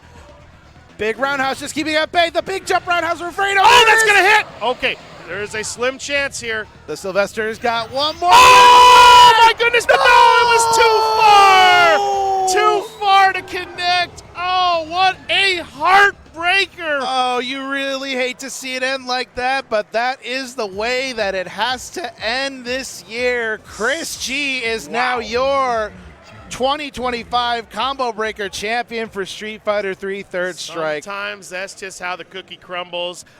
He got the right read. Just unfortunate the way that super can connect from that range. It pushed him back just a little bit too far to connect. But hey, what a heck of a run for Sylvester. Knocking Chris G into losers, but Chris G showing what a talented player he is. Ran it back 6-0 to take the tournament. Chris G is your Combo Breaker 2025 Third Strike champion yet again. That's life, folks. That's just somehow how it works out. And that's going to be Really great to see all the talent come out year in, year out for Combo Breaker. I've always said that Combo Breaker has been a massive friend, not just to the Chicago Third Strike scene, but the entire Third Strike scene in general. So it's really great to see, once again, all the really great talent. A lot of people who I consider really good friends to come out year after year and show love to an amazing game. And another, like I said from the very beginning, another one for the books. This really was one for the books. Definitely phenomenal tournament. We're going to have the awards ceremony coming up here on stage in just a moment. We got to wrangle the cattle. What a get the kids together. We got to get a group picture. What a phenomenal way to end it. Chris G is your champion yet again. Like I said, he's been on the door to multiple tournaments, multiple games this tournament. This time he gets the W, gets the championship trophy. Oh yeah, and also like tournaments that were really tough. I mean, that top 3 in City of the Wolves. That City of the Wolves tournament was stacked to the risers with great talent. 100%. And of course, Street Fighter 6. He's always a threat in that game. A bunch of other games like Marvel 3 as well. 3, yeah. Like, oh my God, it just an absolute machine. But managing to at least get to the mountaintop on one of them, which is going to be Street Fighter 3 Third Strike. Again, that's why I have respect for him as a player, because even though he's not considered a Third Strike player, he has the skills and he has the respect for the game where he can show up to any tournament in America and just be a threat. And you can definitely see he really does enjoy the game. He has a lot of fun while playing it. But all right, I think we're going to the I heard the check 1 2. We're going to the award ceremony, I believe. We're going to be cutting it to it in a second. Yep. Please. Once again, we're going to be having our top. Can we get the top 8 on stage for Third Strike, please? They're wrangling together the top 8 for Third Strike. But yeah, just such an amazing game, such an amazing weekend, and it honestly doesn't stop there because, like I said, this is just the first stop on the Summer of Third Strike. The Summer of Third Strike starts for me in April when we run our Jazzy Auto Qualifier at Logan Arcade, which, by the way, if you're in the Chicago area, visit Logan Arcade. Yeah, come check it out. And then it comes from Combo Breaker to June, which has CEO, which is a big thing. People don't think it is. It is a big Third Strike event because the South has a lot of really great Third Strike players that show up to CEO every single year. And then a week after that, we have in Westminster, Colorado, the Jazzy Circuit Finale weekend at Akihabara Arcade. Registration's still open, by the way, so if you want to get some of the best Third Strike action in the country, go and check it out. And they have the last chance qualifier tournament right before it as well. Yeah. And like I said, the Third Strike train is in full effect right now. The station's there in sight, but we haven't pulled up to the full finale yet. Oh yeah, and of course even after that, there's so many other different events. Like Third Strike Open is going to be hosted in October. Evo is naturally going to have some. It's not going to be what we had last year, but Third Strike always has a place at Evo. Definitely. Just like all the other old games have a place at Evo, so it's going to be there naturally. And no matter where this game goes, I will happily show up for it. Definitely. So that's one of the great things about this game is that you build it, people will come. Like I said, it's been 25+ year history of this game, and it just keeps building.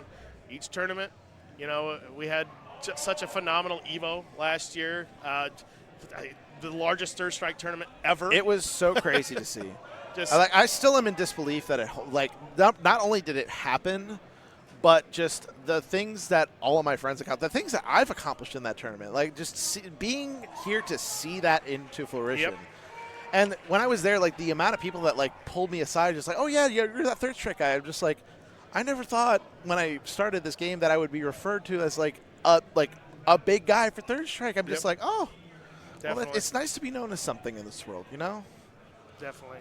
So I can kind of see. I have a little sliver of light between the curtain. They're almost ready. So this is going to be really.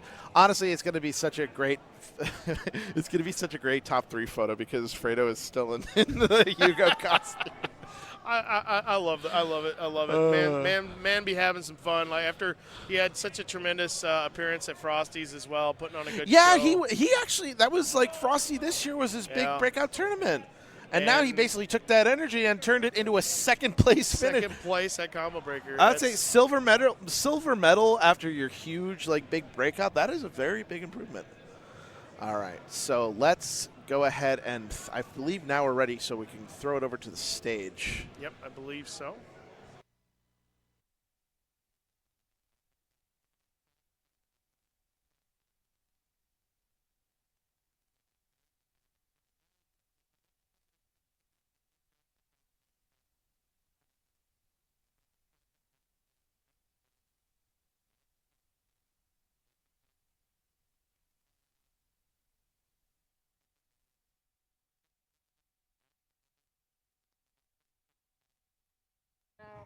start from that other side.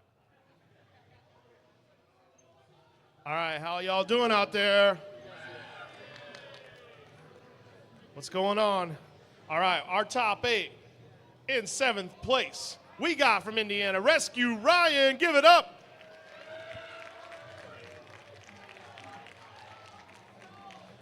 All right, also in 7th place, we got Orochi, Tom Cruise.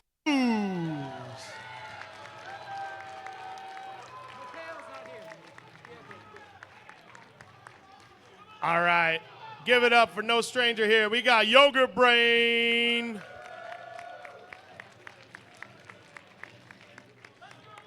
Also in 5th place, the Knob.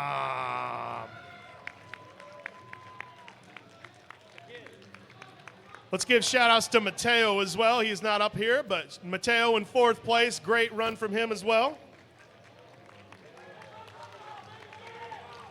All right, in 3rd place from Chicago, we got Nipper Man. All right, you've seen him all tournament having good times up there.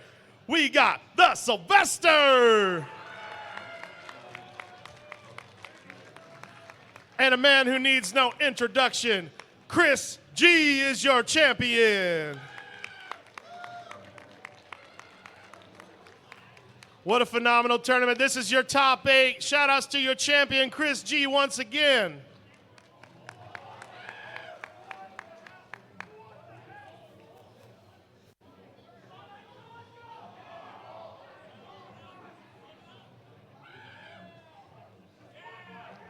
All right, one more time. Give it up for these guys. Top 8, Third Strike, Combo Breaker 2025.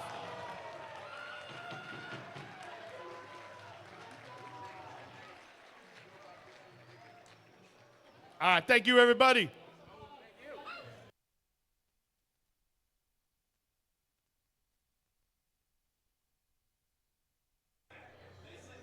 Well, what a fantastic way to end yet another great year of Third Strike here at Combo Breaker. Folks, we are also so happy that you are along the ride with us, because if it wasn't for you tuning in, watching these Third Strike streams, supporting the game, then this game truly would have died a very, very long time ago. This game is probably going to live forever at this point. Whew. And we are just so happy to have a position to make that true. You know, definitely. It's so great to see this community come together to build something that is fantastic. As Hall of Famer Tokido would say, fighting games are so great, but Third Strike in particular, I think, is possibly the greatest thing, not just in fighting games, but in the world. It's the reason I'm here right now talking about this game I love. It's been a heck of a run. As some of you might know out there, I'm going to be expecting my first son here in about a month, under a month. My wife Shelby out there watching. She's about ready for it to be over at this point. I can imagine. Poor Shelby, but you know what? It's going to be a great thing. I'm sure that you guys are going to be killer parents. I'm looking forward to it for sure, and it's going to be a good time. I'm going to take just a little bit of hiatus for a while, but eventually you're going to be seeing us stroll in the halls of a Combo Breaker, an Evo, a Frosty Faustings with a little baby carriage. I'm going to have hopefully a new Dudley player warming up someday in the future. Hey, man, the subtitle for this game is Fight for the Future, Fight and that for is the exactly future, what you indeed. are doing. So we thank you all for joining us on this broadcast. We thank you all for tuning in and watching Third Strike. Don't go anywhere, because next on the Vampire Arcadia stream is going to be the top 3 for our Neo Turf Masters tournament here, the Memorial Open coming to an end, which I will also be commentating on that. Nice. But for now, we are going to have to take a break and end this weekend's Third Strike action. I just want to say one last thing. Like I said, this is such an honor to be able to do this again. Great time doing commentary with you as well, man. every you time. You are one of my best commentary partners, and I love commentating any event with you. And I mean that from the heart. You are a scholar and a gentleman, and you are so amazing, Humbag. Don't put too much on me. You know, that's a tall mountain. That's a tall mountain to climb. But once again, thank you guys. If I don't see you at the next one, Humbag out. But once again, well, for Humbag, I am 4C Joe, reminding you to always take care of yourself, and I hope to see you at the next one. From Combo Breaker 2025 in Schaumburg, Illinois. Don't go anywhere. We will be right back. There's a lot of uncertainty in life, but there's one thing you can be sure of. More Combo Breaker right after this.